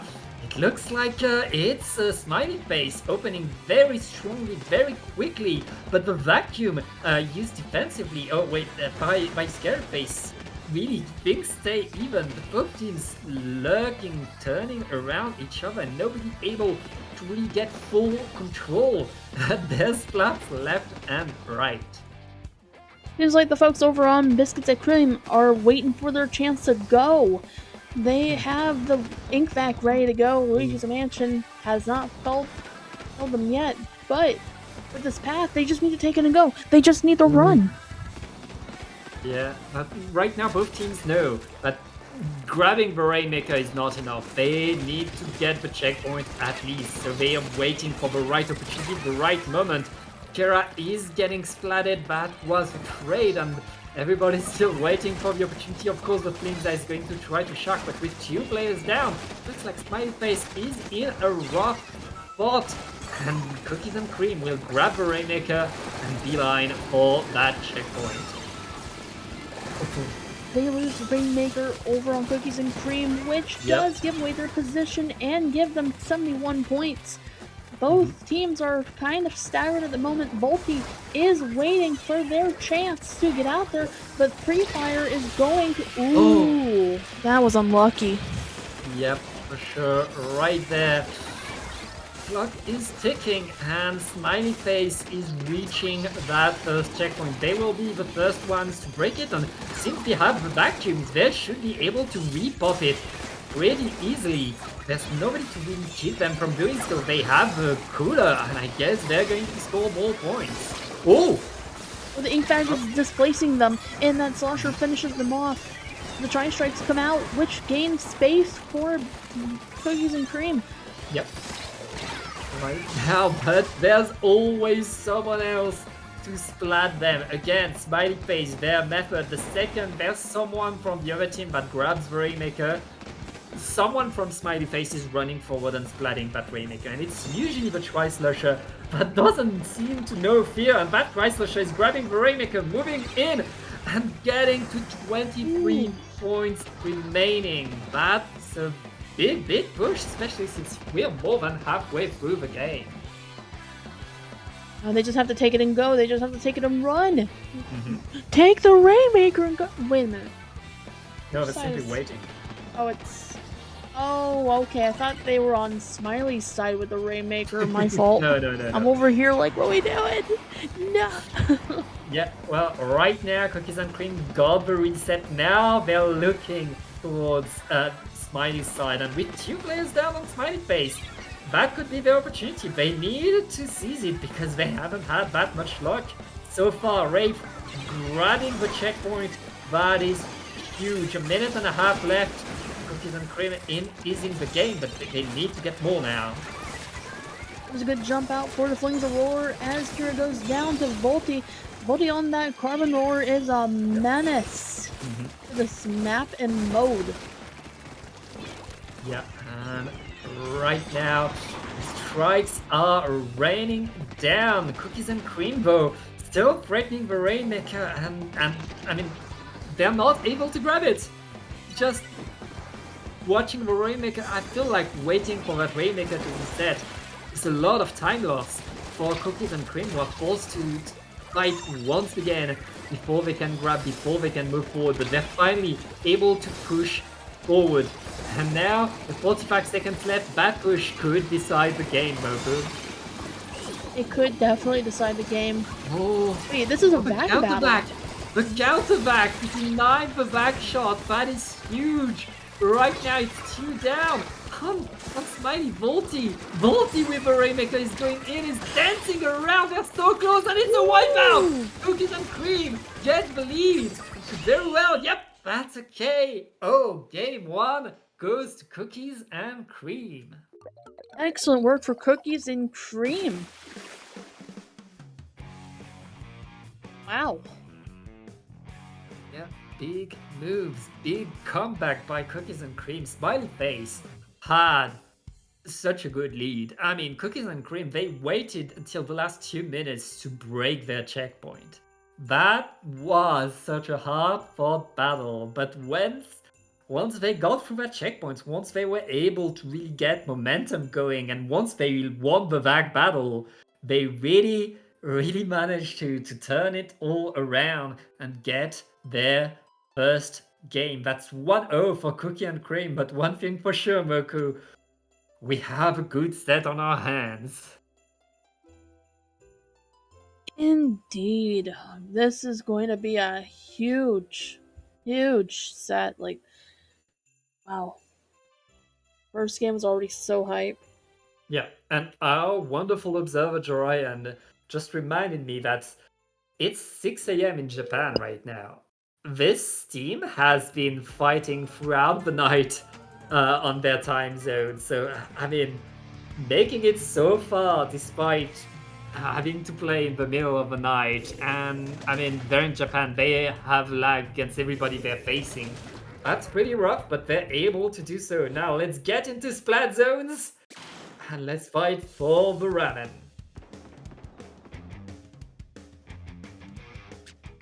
And right now, both of these teams trying to open up, trying to get their presence, and the vacuum will allow Cookie and Cream to really establish themselves on the zone, and Smiley Face is not really able to set themselves up. And yeah, it seems like Moku has a bit of a technical issue, so I'll be alone for now. And yeah, that's still... It looks like Cookie and Cream are able to maintain their presence. Smiley are painting the zone, but they're not able to get the splats. And Cookies and Cream are holding. Now they're pushing in Volty in the right position to threaten everybody. Kyo is under all of that to get everybody by surprise. And I mean, right now it's not going very well for Smiley Face. But they're still able to get the zone, but they are yet really push Cookies and Cream out. And that is another wipeout. I mean, Smiley Face keep themselves alive. They apply penalty, but Cookies and Cream have the control. They have the momentum, and I don't think they mind penalty being alive. They just get to start more kills right now. It really feels like they are in control of this whole map, but Durako able to be on top of that zone, able to get some splats. And that's so Smiley clawing themselves forcing their way onto that zone, but they have yet to really push Cookies the way Cookies is able to push them. And look at that, another back. Cookies and Cream is back in control. And I mean, that battle is still going, is still raging. As right now, Smiley Face are able to retake the zone, and very, very slowly. We usually see Smiley Face moving forward, get splats, but against Cookies, they have to wait, they have to slow down, and it looks like Cookies are able to punish them for that slowing down. They're pushing again, and given all the times penalty was applied, Cookies and Cream, they have very, very little penalty, so they'll be scoring once again. Indeed, they will be, Pat. I just got my technical issues fixed. I have come back from the Shadow Realm. Welcome back. We've got the ink back being used out in mid right now. Yeah. Ooh. And it's just Ghost that's going to be splatted. It looks like finally Smiley Face are able to win the big team fight, are able to set themselves in front of that zone. It took them so much time to get there, but with 2 minutes left in the game, Moku, I mean, it's certainly not over.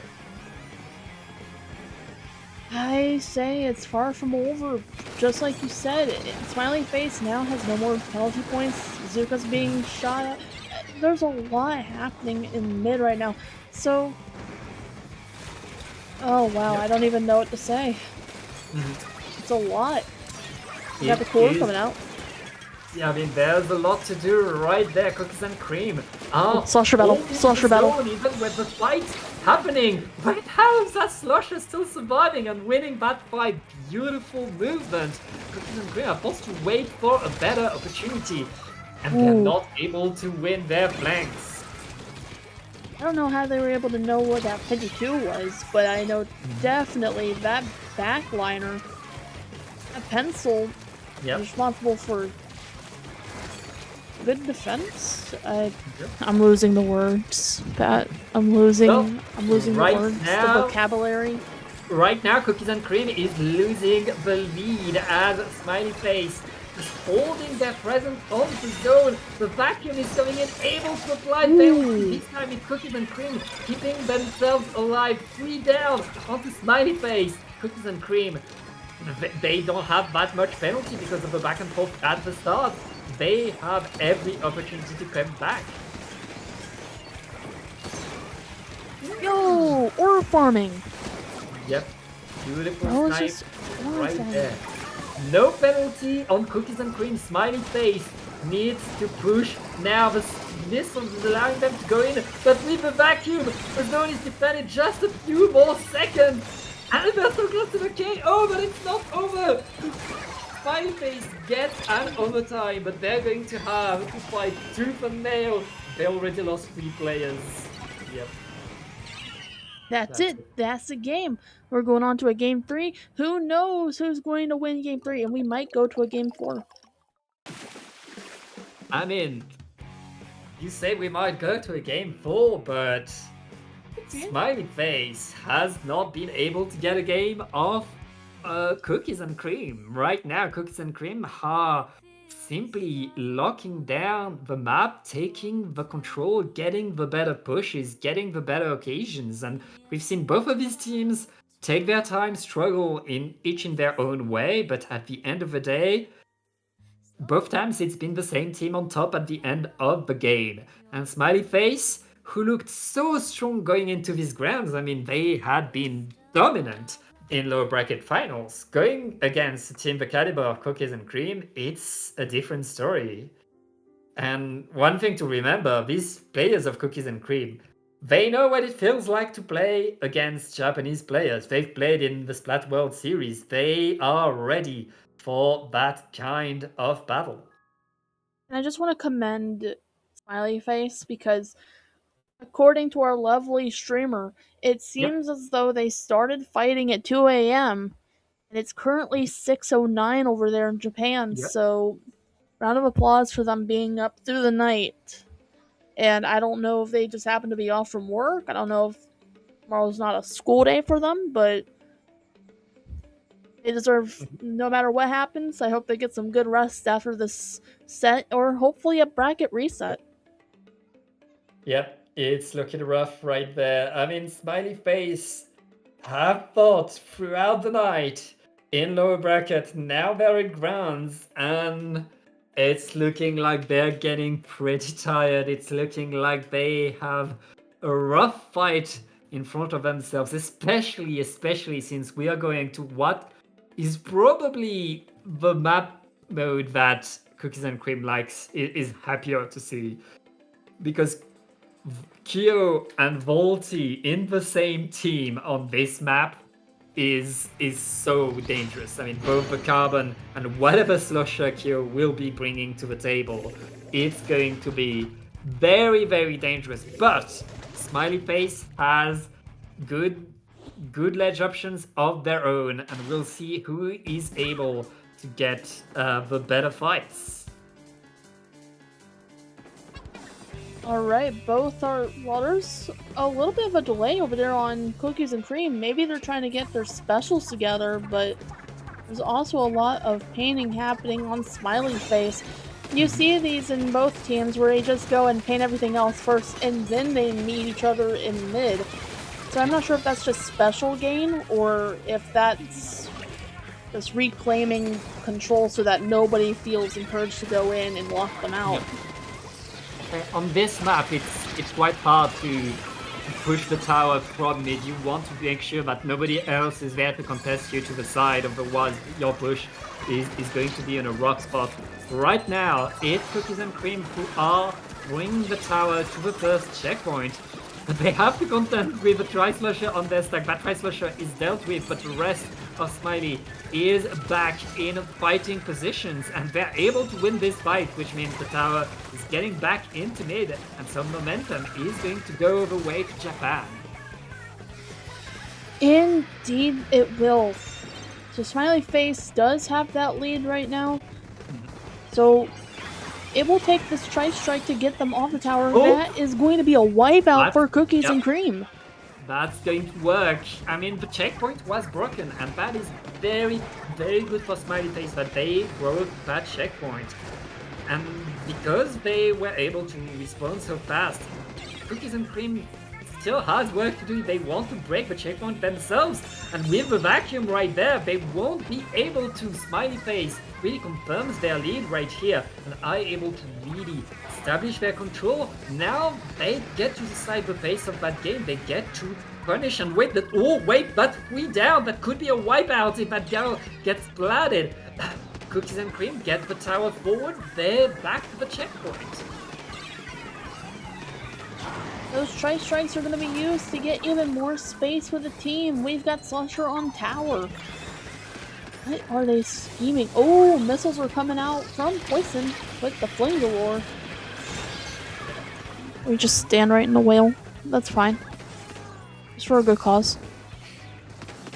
Yep, and that is both of our teams still so evenly matched.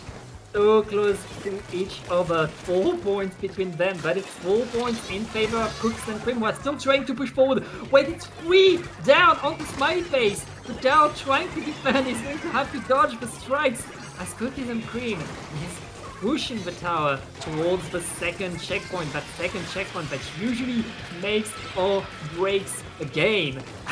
Right there, can Cookies and Cream press their momentum? They have the numbers, they have the presence, they are in there, and they're pushing in. Incredible move there. The third checkpoint, the vacuum to defend. Can Smiley Face survive this? They need to throw everything they have. Indeed they will. Oof. Indeed they will. I don't have much more to say about that. I'm just so hypnotized by this battle. Like, they are really strong on both sides. It's still anybody's game. Right there, Smiley Face in a rough spot. They lost 2 players once again. They're fighting with the Tri-Slusher. Tri-Slusher so dangerous here, so able to fight and dance around. Look at that.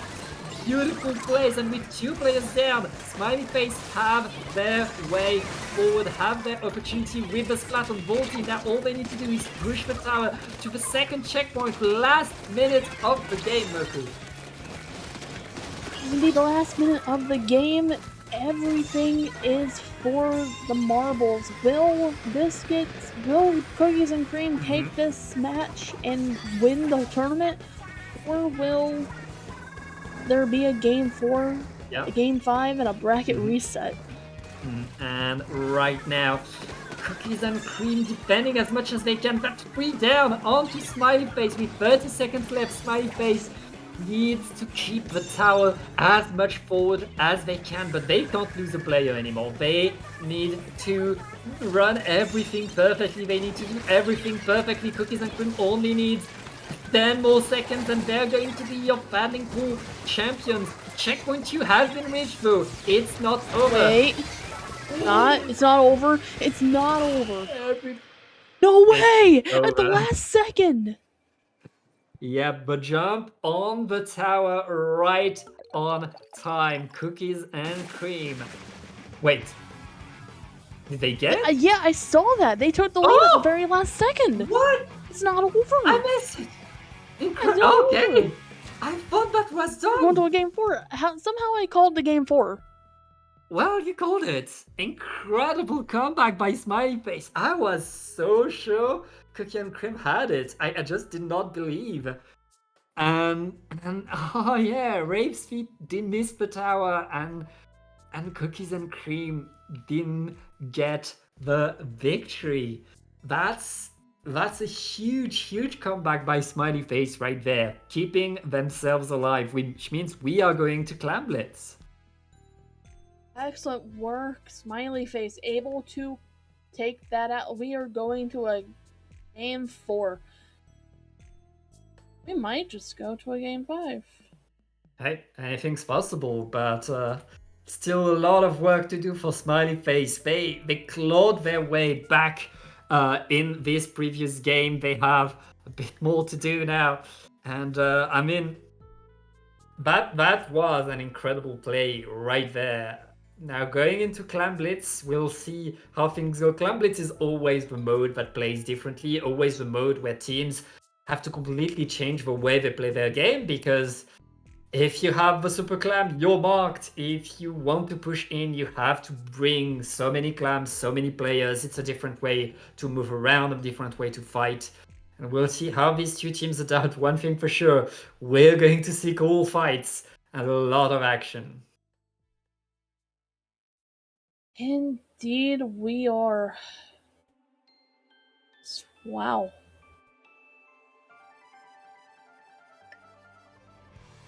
Yeah, well, let's get right in the game, Moku. This is game 4 of Grand Finals. Tournament points in favor of Cookies and Cream. And Cookies and Cream drop... Oh, no, that's... yeah. Still no backline for Smiley Face in blue. Cookies and Cream bringing back a lot of weapons, but here switching to the Dreadringer in order to have a few Crab Tanks. On this map, Crab Tank is very, very strong. I agree. Just... wow. Okay, so... Cookies and Cream already going in for it. Already scheming. Already got a clam. Yeah, that's the big opening right there by Cookies and Cream, and that is very much them able to get a lot of clams, but here comes the answer by Smiley Face. All it takes is a roller under the ledge, but the roller got above the ledge, got punished by Volty. We see trade after trade. It's a 1v1 form in the middle of the map. Wraith getting the jumps for Cookies and Cream, but it looks like after 1 minute, our two teams are back to fighting for the center of the map, Moku. Cookies and Cream already taking up their space. Smiley Face defending themselves. This 52 gal is carefully watching the map right now, thanks to their walls. Oh, the wall v wall battle. No, not gonna. Okay. You're gonna check for street passes? Checking for street passes. Oh, but you got your street pass checked.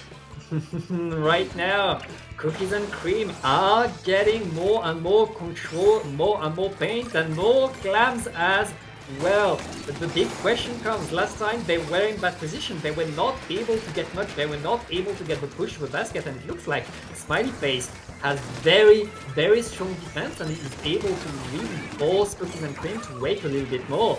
And look at that. Smiley Face are forcing their way back to mid right there, and Cookies and Cream simply waiting for a better opportunity. Indeed, they are. We've got the. Is this 96 or? Well, that is Rafe over here with the pencil at least. Yep. Ooh, playing defense? Playing defense, I see. Yeah. No points have been scored. Yeah, we're halfway through the game, and these teams have been staring down each other. There's been so many trades, so many ways in and out. Cookies and Cream has taken so many different opportunities, but never have them been able to get to the basket, and they just lost another Super Clam right there. They still, each time they get the advantage, each time they're in the right position, it doesn't pan out, and they just lost that Super Clam again. Woo! Wake up. Oh, we might be seeing a dunk. We might be seeing a dunk soon. Ooh, never mind. Wait, never mind. I was right. Yep. Cookies and Cream gets the first dunk of the match. Yeah. Crab got turned into Crab Boil. That was an attack and a half from the 52 for Cookies and Cream right there. Big, big moves. But all of these moves, they got 20 points. Now with a minute and a half left in the game, Boku, these 20 points, they could be the only points we see right there. But finally, Smiley Face has clams, Smiley Face has presence in mid. Big question is, can they push in? Can they? I believe they could, but those missiles are going to make it harder in the left street, and crab tanks don't really get a whole lot of mileage right now. They've been turned into crab boils. Yep. However, there is a ball over on Smiley Face. There's Ooh. a potential for a double dunk in the near future. Think that comes out. But it's Smiley Face's turn to realize that having lots of presence in mid and clams doesn't guarantee the push right now. Yo! It's a wipeout. Only Kyo is left standing in that map. Kyo is going to simply curling forward, try to make sure the whole team has control of mid. And with the crab tank ready, Cookies and Cream, they're gonna wait. They're going to solidify everything. They don't need to push. All they need to do is make sure Smiley Face cannot do so. That is their only job right now. We've got a lot of defense over on Biscuits and Cookies and Cream. Yeah. And with the vacuum coming, Cookies and Cream forced to dodge, but Goss with the gal! Getting so much done. Incredible plays right there. It's overtime and Smiley Face is in a dire spot. They have a Super Clan. They have the way forward. Kira is almost there. Kira gets splatted. The Super Clan is on the ground. No way! That was so close! Cookies and Cream, Biscuit et Crème are your family pool champions. GG's all teams, whether you lost in losers bracket or made it to grand finals. GG's everyone. This was a very fun tournament to commentate. Yeah. Yeah, and that was incredible games we saw there. Really fights left and right. And one thing to say, Goss, set your IGN to Goss. You deserve to shout your name. That was incredible fights, incredible awareness, incredible movement throughout all of this set, and especially in that Clandids game. Please, Goss, put your IGN, send it to Goss. That's your name, and we need to know your name. Exactly, Goss, what are we doing?